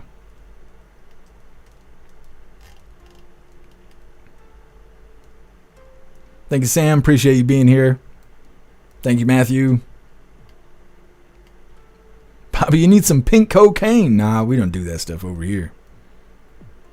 No, wait, I've never seen Lethal Weapon. I've seen parts of like Lethal Weapon 2 or Lethal Weapon 3, but I've never actually sat down and watched those movies. I'm all about it though. After watching They Live and having that break from politics, because I don't know anything about 80s politics. I don't know anything about it. And so it is such a breath of fresh air to watch 80s movies where you can just watch the entertainment and there's no like subliminal messaging being shoved in your face, or at least if it is, I don't recognize it because I don't know 80s politics. So it just seems like entertainment. There's not trying to get me to cut my wiener off or vote for Harris or anything. So I don't know. I'm all about these older movies at this point. Thank you, Pumpkin. You're the bestest. Appreciate you being here. Thank you, AR16. Wayward, I got some hooligan nip for the weekends. Heck yeah. I can smell it from here. Lisa, check out 1984. It'll freak you out. I think I have seen that. It's like a short clip, right? Like a hypothesis of what the future will be like, and we're like right there. Thank you, Frosty. Appreciate you being here. Appreciate you, Tony Rich.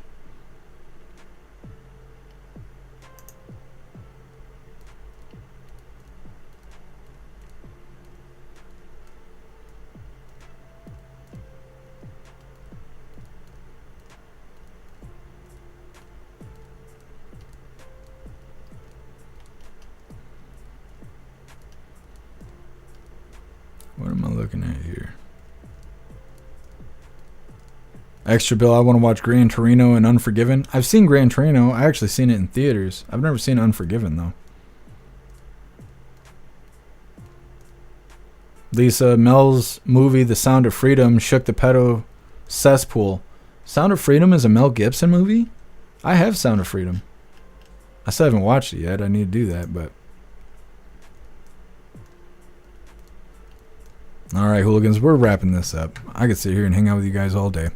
Like I said, we'll be live again in about 2.5 hours with President Trump for the MAGA rally in Traverse City. You get yourself a membership for jeffmaclive.com. You can join us on the website, 6 p.m. Eastern Time, for our voice chat, which is in about an hour. If I don't see you guys at either of these upcoming events, I will see you tomorrow, Free Speech Saturdays, Coffee with Hooligans at 1 p.m. Eastern Time. Like I said, we're not going to be live on YouTube, so don't be asking where we are tomorrow. It's Free Speech Saturday.